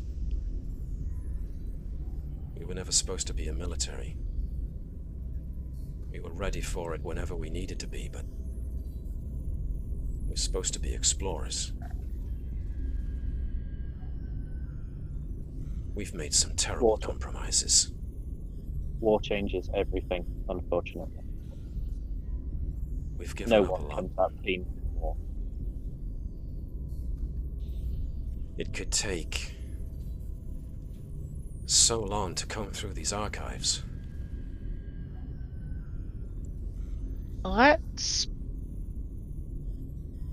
Can I propose we all meet up in the archives and have this conversation face to face? Okay. That's a good idea. Yeah. Something that could be really helpful.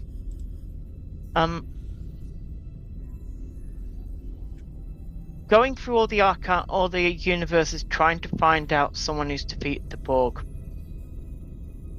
That sounds like multiple lifetimes. That sounds like a really good commitment for a young Trill with a pile of hosts. But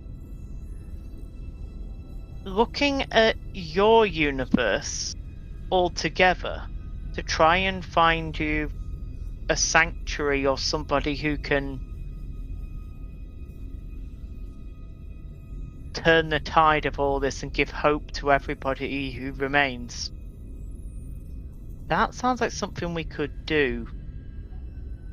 The initial I thought would be the Dominion. Right, so whilst some of this conversation is going on, Captain Thazanan actually does get on his communicator and goes, Nova, stand down. Come to the archives. So can I subtly have it so that my hand's on my duck tag as she's just sort of like, just in case she starts to make a move, just like. Sure. Actually, no. Again, I probably said the Type 2 phaser. Just like it's been there for a while, and then just relax it slightly. Sure.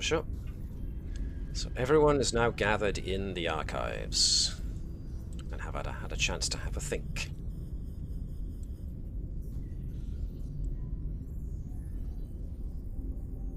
Well, says Thazanan, I think I can safely say for myself and my counterparts that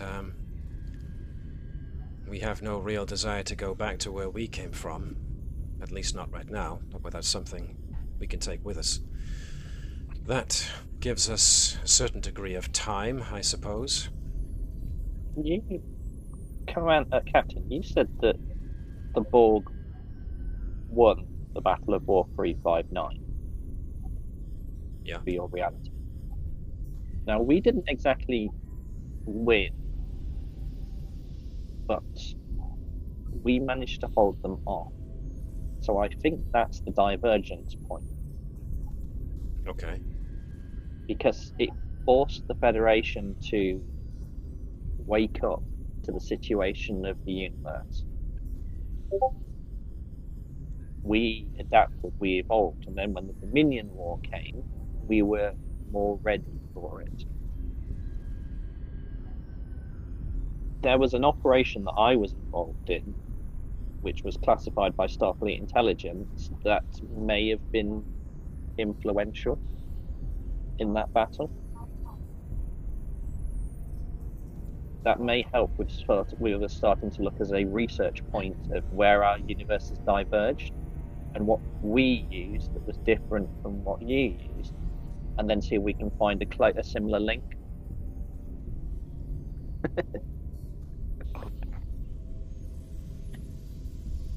Interesting. Can I have permission to make sure that Nova doesn't do anything stupid as she's connected? Disconnects. It's a shame that was 100 years on the inside. Start taking apart the Archivist, yeah. Yeah. Well, you know, to Nova's credit, she hasn't started taking the thing apart. So. Yeah. Mostly because she can't find a bolt yet. But that's not good. This spanner doesn't fit this. Okay. The Tilly-Cow toolkit doesn't work here.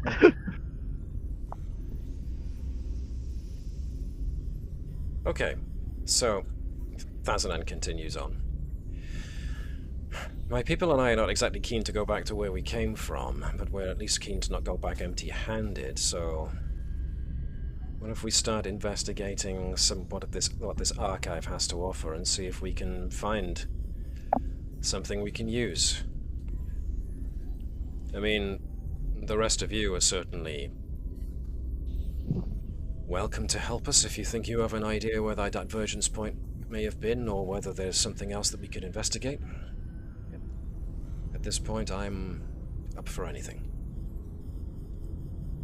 It's a very basic idea, but I'm sure that it's worth asking the custodian if there are tools built into the archive designed to help narrow or widen focus and therefore increase the speed or efficiency of searches. I feel that the custodian AI is probably going to be the most valuable tool you have to search this archive. Probably. There's also another thing I think we should consider. We found this place. It's always possible that somebody else might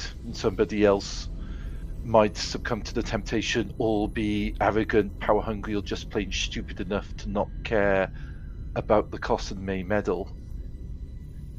I concur. This place.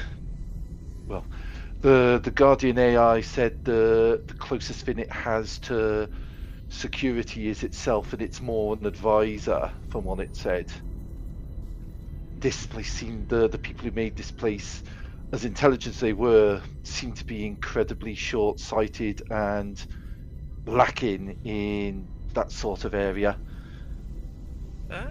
Given how far they didn't go outside of their own race, maybe it was just naivety. Yeah, but I think, as we all can attest to, especially our new friends, just because that's the way they saw reality doesn't mean that's the way everyone in reality is. It's obviously a longer term thing to consider, but I think we do need to actually, as well as helping our friends find something that can help them, think about how we're going to make sure that this station isn't abused in the long term. Yes. Unfortunately, we can't delve too much into reality. Yeah. Because it would have an adverse effect on ours with knowledge that we should not have access to. Yeah. Does answer a question I was going to ask. Because essentially, Captain Thazanan and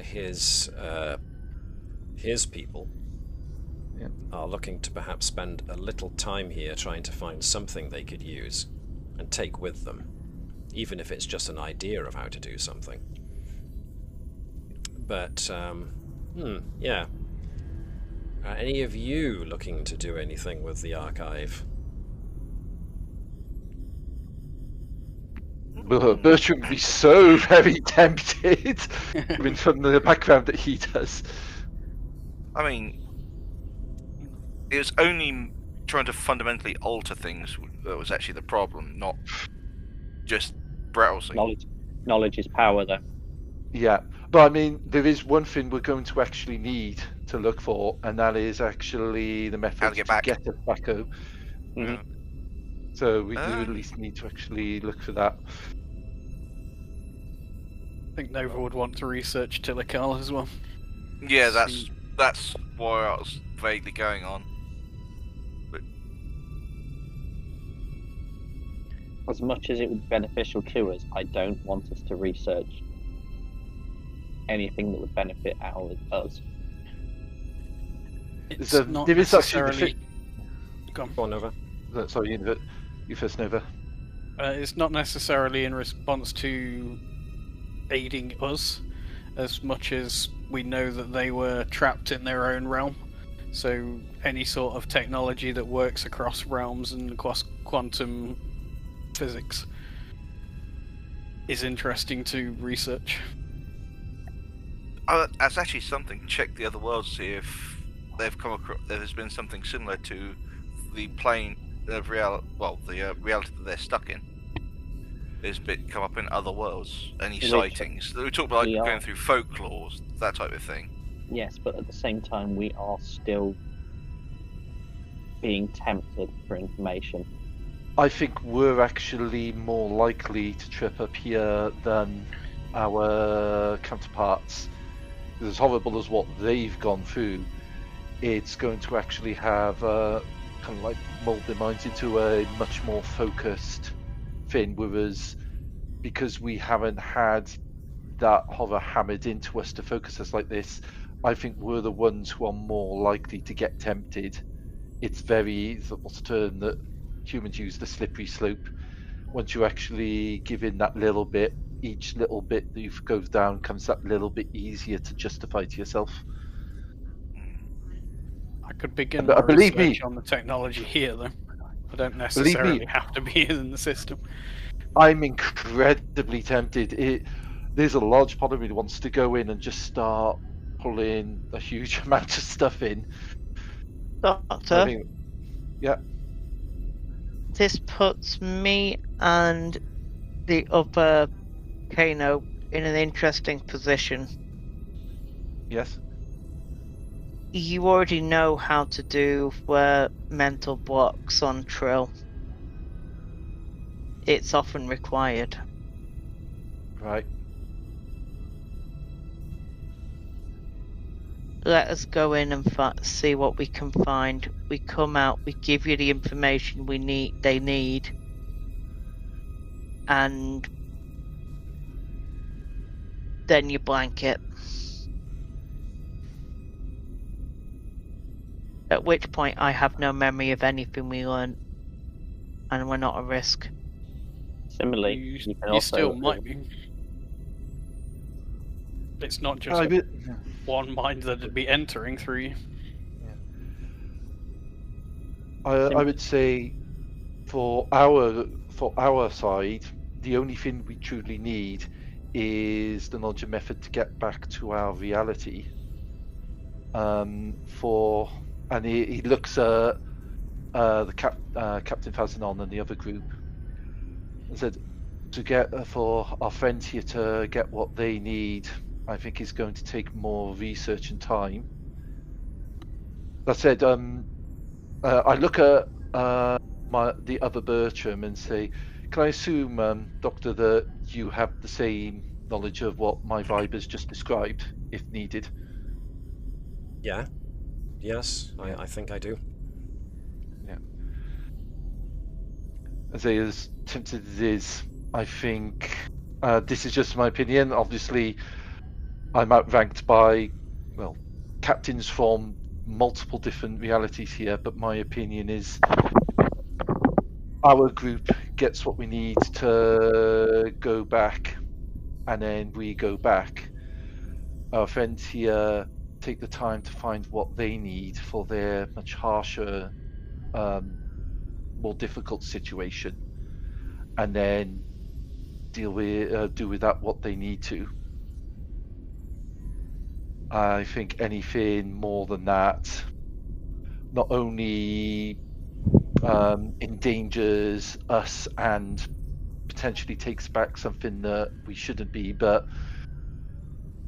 going by what Captain Fazinon said, the very values of Starfleet and the Federation, we exist to learn and explore, not to skip to the answers with the cheat codes of the universe.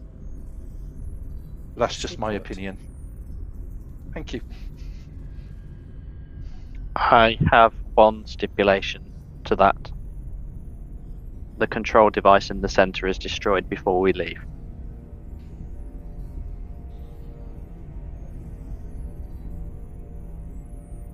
Alright. Says that enough.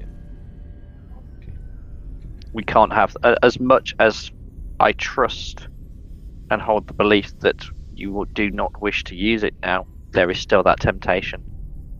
And anyone else who potentially finds this station and finds exactly what it is has the same temptation. It has to be destroyed. If the Borg found this place. Mm-hmm. Yeah, I agree. You go work I on would also- dismantling it now. I would also suggest that as you're leaving, once you have the information that you require, you cause an overload within the central core. Yeah. Obliterate the place once and for all, so it can't be used. Okay. If you do not find the answers that you seek, you are more than welcome to the Federation with us.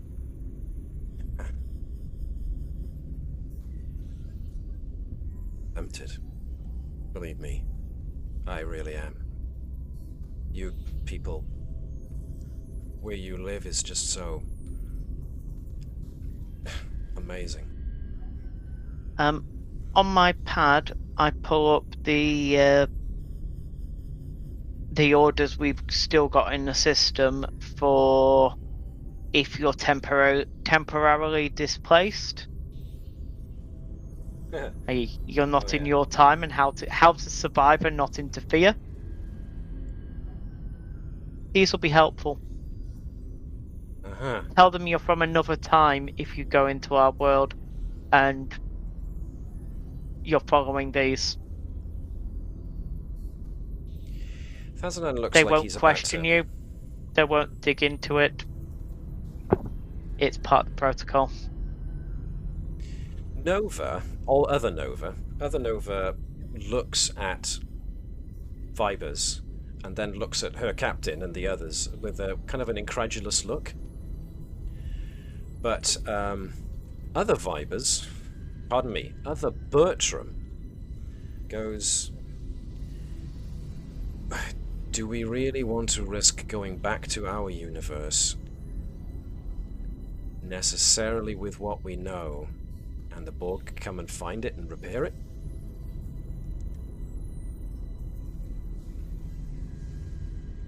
But then other Edwards counters with, but how can we not go back with what we can learn to try and finally put an end to the Borg threat, or at least turn the tables? We'd be giving up on everybody we left behind, and doing this just for our own selves.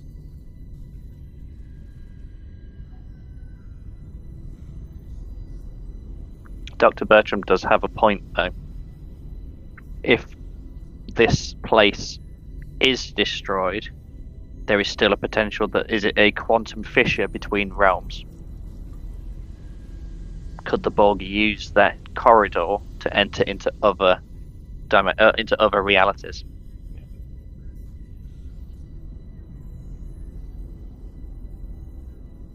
Thazanan looks at his people. Captain Andrews makes a good point. We knew this was potentially a one-way trip. Edwards seemingly backing other Nova's expression. Other Edwards rounds and says, but we'd be leaving everybody in our reality with no hope whatsoever. After everything that's happened, after everything we've gone through, to come this far and not go back with something? You're sort of defeating any argument you're having here by saying that you wouldn't go back despite finding any information. At that point, you might as well not be looking for information. Yeah. Why bother learning it in the first place? I'm with me from the other place, to be honest. You're here for a reason. Can't let everyone else down.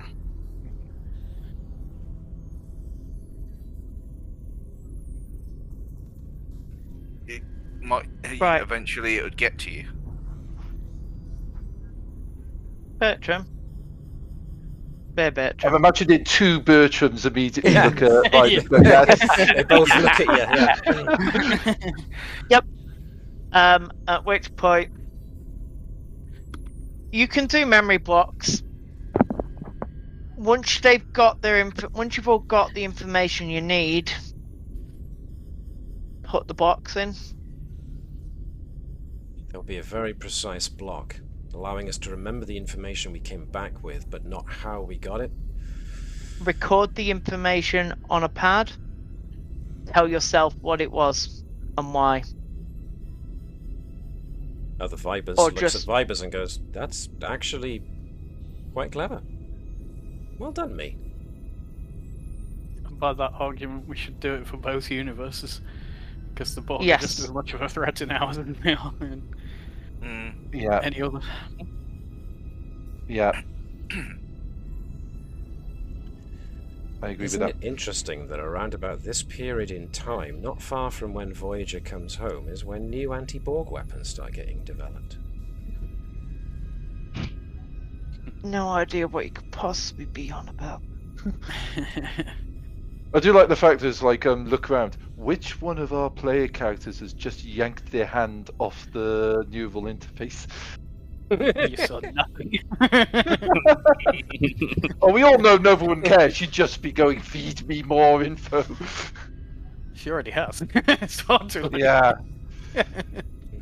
Yeah, I guess we'll be first on the memory eating table when we get back. Gotta find Memory what you did eat- first. The memory eating table. You've already decided it's a very specific block. Who knows what she's learned? Good. Yes, the very specific block will be everything. I get to the date that we went into the asteroid to just cut off everything from there. It'll all be in your short-term memory unless you've actually slept since then. Exactly. So, And I think in the order of people getting the blocks put in, the two vibers are probably last because we're sitting there going, we've got to make sure the host and the symbiont both get blocked correctly, otherwise this is gonna hurt.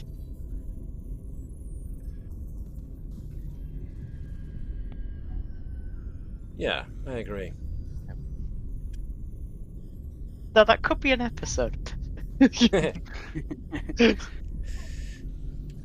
See, what Bertram's not saying, and what I assume the other Bertram is not saying for the same reasons, is once I've done all the memory blocks on everyone on my team, who does it on me? Bertram. In theory, I could do it, and then Fibers just deletes the last couple of memory, the last sort of like 20 minutes of my memory. Yeah. But then he What's has to delete his own memory to remember why he was. Well, no, because all you would have to do is just wipe my memory for the past like 3 hours. Actually, what I'm going to say is, what's Andrew's medicine level? Yes. Yeah, I'm not letting Andrew's near my brain. Why don't you But let Bertram near Bertram's brain? And then the Because- Bertram who forgot can do the other Bertram. Because that's not your Because medical knowledge. The but two your- problems are, well, the main problem is the other group is going to be here a lot longer than we are, so it would rely on me staying here until they're done, then going back to which I don't think is feasible. So what you're saying is we need to accidentally create a transporter clone. No. And Bertram. I specifically said And then kill it. Bertram hasn't said any of this. I didn't specifically say Bertram wasn't saying this. Yes. I'm wondering whether we need a transporter clone of Bertram to leave behind to wipe Bertram. It's only got a very short lifespan as well. Shall we actually gather the information so that we can get going? Mm-hmm.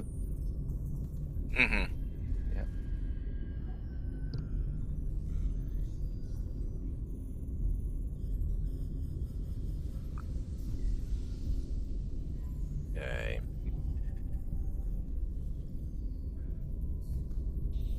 So, this will take a certain amount of time, but as I intimated before with the interface that Bertram Prime and Thazanan, thankfully a lot of the interface that happens with the mainframe is done at the speed of thought. Bertram So- is prime. So, because I can't call him Bertram Zero. But then Bertram Prime suggests he's the Bertram from which all others spring, so I don't know. Mecha Bertram is Bertram. prime. Mecha Bertram. Meta Bertram?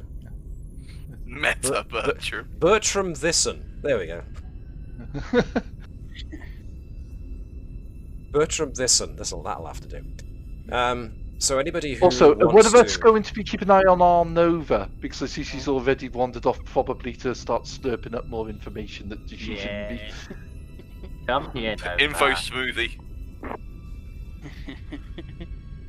When Andrews gets over to Nova, she finds Nova looking at the terminals.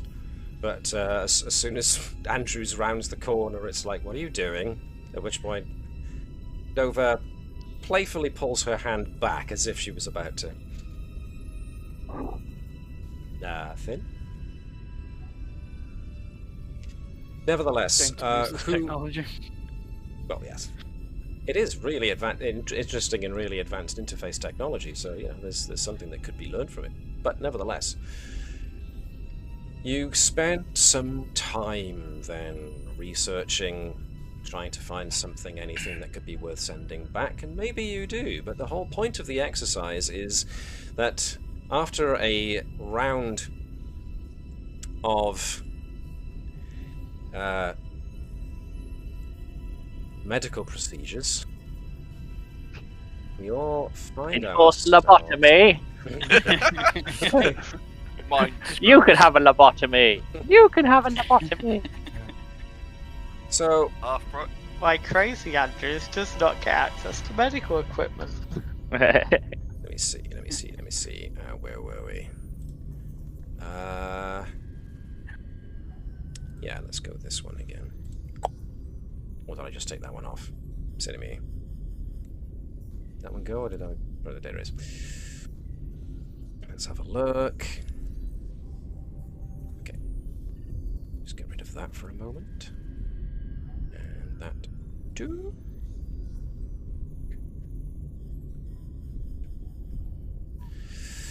Okay. Everybody wakes up. An indeterminate Does this include amount me? of time 'Cause- later. Pardon? Does this include me, given the whole I can't do it to myself thing? Yes. Okay. Everyone wakes up pretty much at their consoles on the Carpathia with no clear idea how they got there. There's a lasting impression of you met your counterparts, but then after heading towards the center of the asteroid belt, there's a slightly fuzzy period where you have the impression that you learnt something, but that ultimately it's now gone. But you each find a datapad from yourselves with a quick note essentially telling you that your mission took you to a different quantum reality, whereupon you had to use some form of alien tech to get back. And in the process of trying to, you met other versions of yourself, and you came back with some interesting schematics for potential investigation as to being able to create rather nice fast computer interfaces and an interesting form of data storage. Other than that, nothing much. There is a general note on these logs that you managed to successfully complete your mission, and that you have now successfully returned to your own reality. A scan of the asteroid belt reveals that there is now only a limited amount of quantum interference, suggesting that the area is becoming more stable than it did before. And therefore, whatever fluctuations were going on have seemingly stabilized. So with any luck, there will be no actual sudden appearances of asteroids from other realities to suddenly smash into your runabout. Further scans also indicate that there is a kind of a gap in the middle of the asteroid belt, which the pattern of the asteroid suggests there may have been something there at some point, but there's no evidence of it anymore. Traces perhaps of heretofore undiscovered alloys in small quantities that could be worth an investigation at some later point. But overall, no sign of any technology or structure or anything like that that could suggest what that where those artificially made alloys could have actually come from. And so, with at least a few of those asteroid samples that you took, in their little containers, you have fulfilled your mission parameters and can now make your way back to the Navis after having apparently undergone a rather interesting little jaunt into an asteroid field. Do we find that third runabout that we found wrecked and lifeless?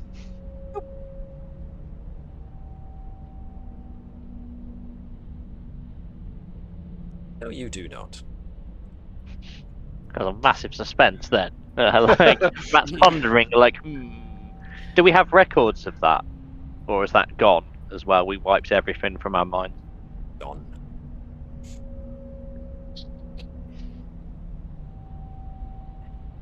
So,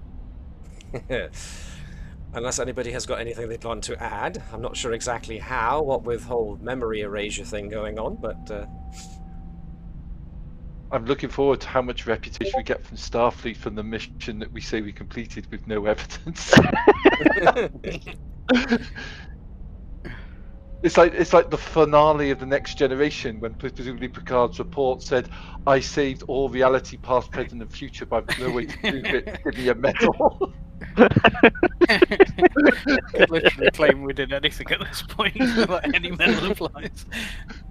I mean, you know, in hindsight, what kind of message would Nova have left for herself? You know, I think Nova's would have been like supervised. It probably is a normal one. With, so she's like, she's visibly reading from a script, right? Gotcha. Yeah. Nova kind of reads through it, and she's like, "This isn't my handwriting." There's sort of like, this is definitely I think it's literally a video message where she's like reading like a hostage, and it's like, You've got Andrew. Leave this statement. Yeah. You've got Andrew's hand leaning in with a phaser. No, Nova's one was recorded, and it's very obvious when you watch it that it was originally 4 hours long, and it's now 5 minutes. Just blatant cuts. Nova, you need to remember that nothing happened. He goes, Nova, listen to me. The one thing you got to remember, but not let anyone else know, is redacted. No, we just inserted the word Pinicon wherever it's got to be redacted because it fits about right. No, I think Andrew's I think just, that gives suspicion about Tequila.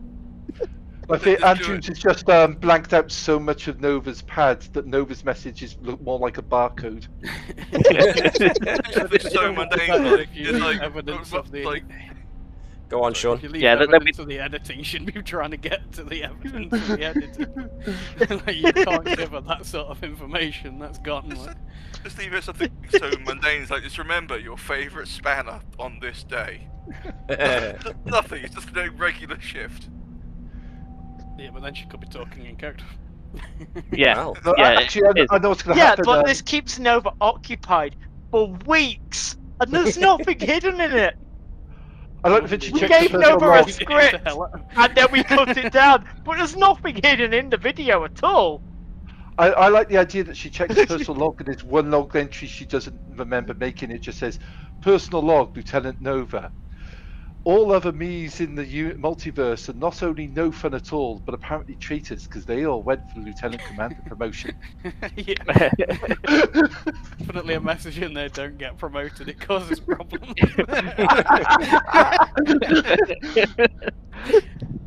For the sake of reality and all the multiverse, Nova must never go above a lieutenant. Okay. I'm going to do something a little unusual here, and since we've got a little time left, I am going to ask folks to open their character sheets and go to the character tab, where we will go through the list of what one needs to do to gain a claim, and we'll see what we come across. And anyone who thinks they've earned it can earn a point. So, if you're okay with that, that is. Yep. Alright, so point 1 of positive influences is, was your mission successful? Well, technically you went out to retrieve rocks and you came back with rocks, so that's 1 point for everybody's acclaim. Is that a claim? Sorry, yay. 1! One. Ha ha ha. So, point number 2. Did you positively use one or more of the mission's directives? Well, the mission directive was...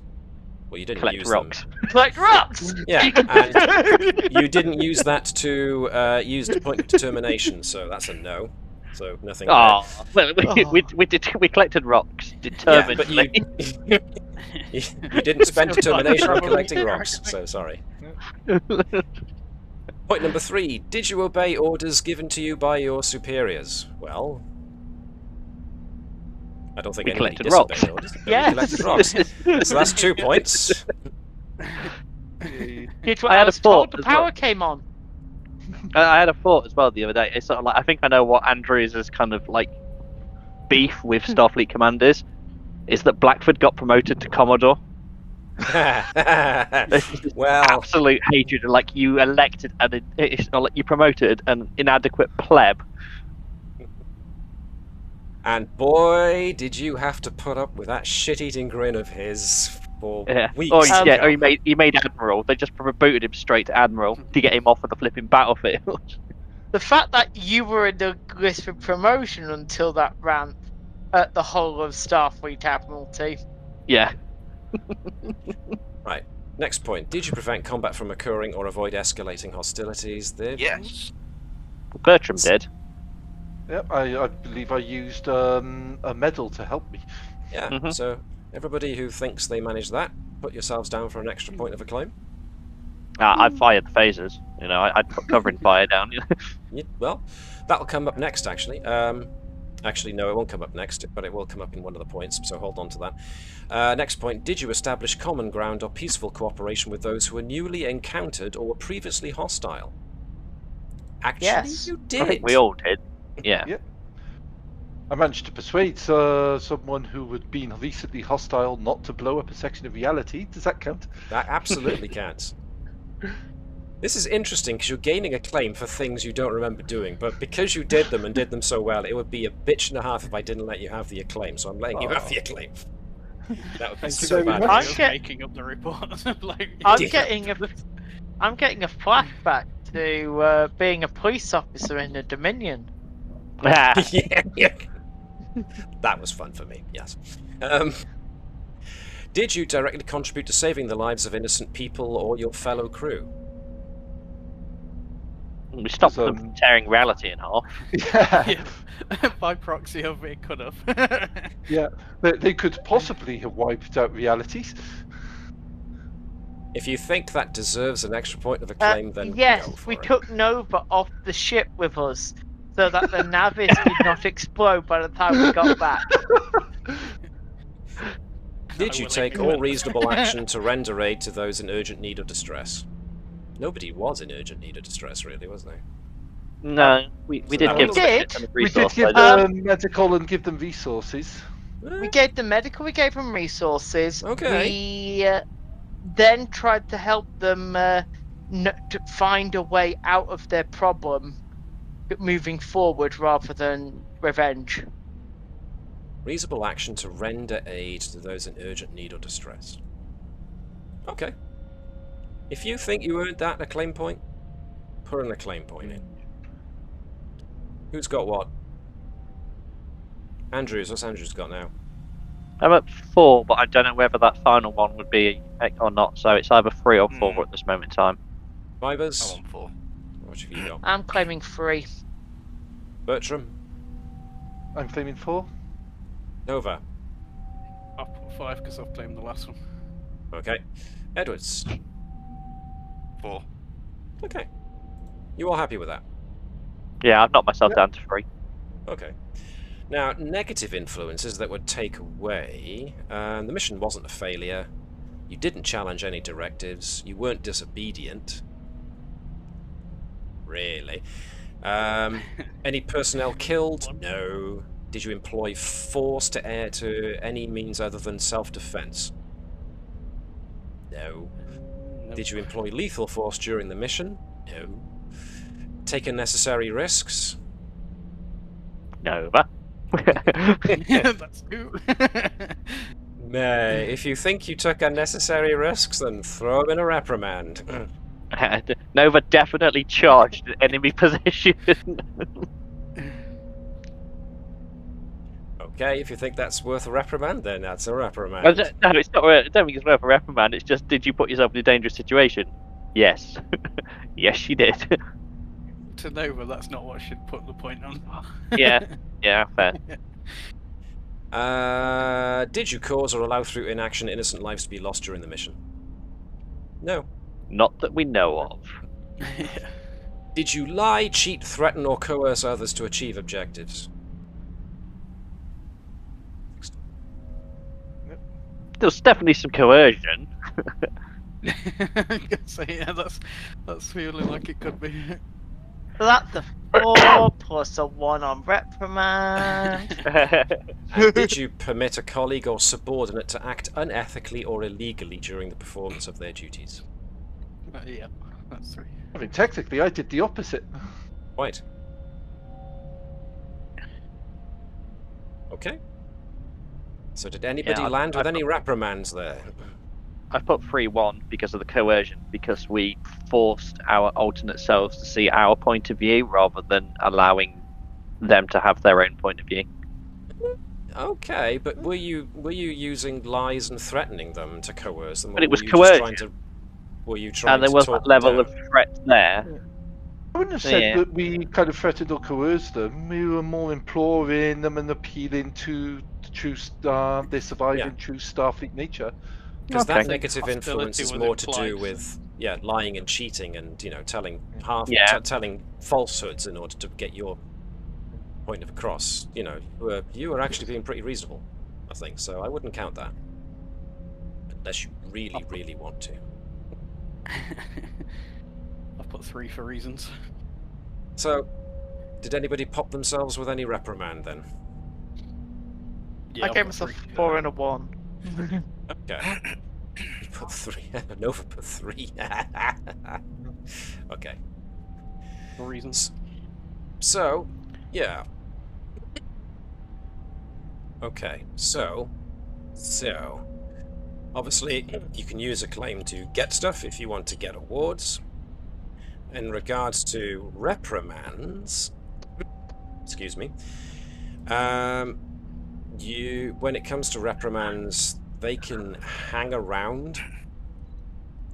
You must purchase at least one of the options when it comes to reprimands, which, considering you've got 3, is either a demotion, detention, your reputation gets reduced, stain the reputation of others, strip yourself of an award, or create a trait which reflects your dishonor or disgrace, or Great, remove a sounds trait which means something positive. So Nova, loose cannon. Oh, that's a nice treat. Do what I want. So I don't know which of those options appeals there, Sean. I'll create a trait. Okay. So you can do that it'll on the be- traits page. You can actually use the plus sign to create a brand new trait. I Guess should probably dangerous get rid of information. Okay. Yeah, okay. I should probably get rid of the portable power trait, as that's kind of done now. Yep, that's expired as of the end of this episode, yes, which is exactly what we've got to. Now, nobody made any kind of real callback to any other episodes, therefore everybody just gains a regular adjustment. There's no space to actually put down for an adjustment. They only give you space to put down milestones, or medium milestones, and arcs, which is the major milestones from before. So, if anybody wants to swap any of their attribute scores on a 1 point for 1 point basis, that's fine. We'll speak up and do so now if you wish to. Or you can swap a talent, or you can swap a focus. I want to drop in one off fitness to presence because I'm a commander. Not command. I'm You're got a desk chief. job. You are Chief, technically a sorry. commander. He's got a desk job. He's no longer does to do cardio. The engineer's £5 pod, eh? Actually, no. Daring actually makes more sense. I've got to be less cautious because I've actually got responsibilities. So 1 off daring, so that's gone down to 9, and presence goes up to 8. Okay, yep, that makes sense. Groovy. That's your adjustment made. Anybody else? I just realised how min-maxed I actually am. Jesus. Yep. Absolutely doodly. Matt, I was wondering, Yeah. even though I don't remember a lot of it, given how much Bertram stretched his dimensional physics muscles and that, might enough sort of like a kind of like subconscious knowledge remain for him to do some studies and papers, maybe enough to actually get an award for dimensional physics. Sure. Yeah, sure. I mean, you've already formed those thoughts and opinions anyway, and you know, using drugs and space magic to erase memory is all well and good, but the humanoid brain is a very complex machine. So and once the brain learns something, it can easily relearn it. Is the thing. So yeah. Thank you very much. No problems with that whatsoever. What did you have in mind? I figured the Cochrane Medal of Excellence for Dimensional Physics is probably the one that fits best. Sure, and you've actually got, you know, rocks from different quantum realities. Yeah. That you can. And that you got. So yeah. And I still have the Bertram moss that's imbued with energies from another reality. Yeah, strange that. Yeah. Which that was going to be the next project after I finished the EVA suit. I'm actually well, yeah, that it purges itself from the EVA suit, but yeah, Sean, making all of those so the individual does make it easier to read now. So yeah, that's cool. Yeah. Thank you. Up to you guys if you want to do that, because you know when the transition happened from the old system to version 13, of course all I did was just pile it into one big trait, comma separated. So it's up to you. You don't have to. If you want to separate all your traits out. Have you got so many traits? I keep buying them. Yeah. Half of them are reprimands, I bet. Yeah. Pretty much. But that's fine. I've treated my reprimand that I took as a scar of memories being modified between the host and Symbian. Yes. Good point. Well made. No, that's a good idea. I like that. You can attack me with that later, it'll be fine. More ammunition, you say? Excellent. There's a few more crates around the back you haven't run out yet. Wonder if that had meant you could have been talking to yourself as a host and a symbiote in that machine. That'd have been cool. Well, I didn't actually mention it, but the other Vibers didn't actually have a symbiont.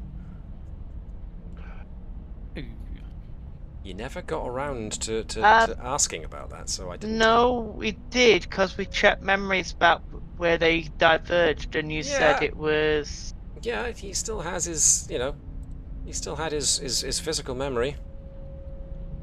Okay, but you were saying it diverged at Newbon's time. Oh, that's a good point. In which case, yeah, forget that then. I rewrote myself. He might have lied to me. Maybe, yeah. Screw it. I wrote myself into a paradox there, so don't worry about it. I'll go with what you said. There's a paradox. It's alright, I don't remember any of it. Yeah, well, exactly. Yeah. There we are. Hand Right. Fibers. I'm actually going to stop the stream here because nobody wants to see us banter more about what we're doing. So, yep. Thanks for watching, those of you who did watch, and we will see you next time, whenever that turns out to be. We're just random here. Who knows? Another Navis episode might turn out next week, or 2 weeks from now, or 3 weeks from now. Who knows? We'll see. But for now, thanks for watching if you watched, and we'll see you when we see you next. Alien frequencies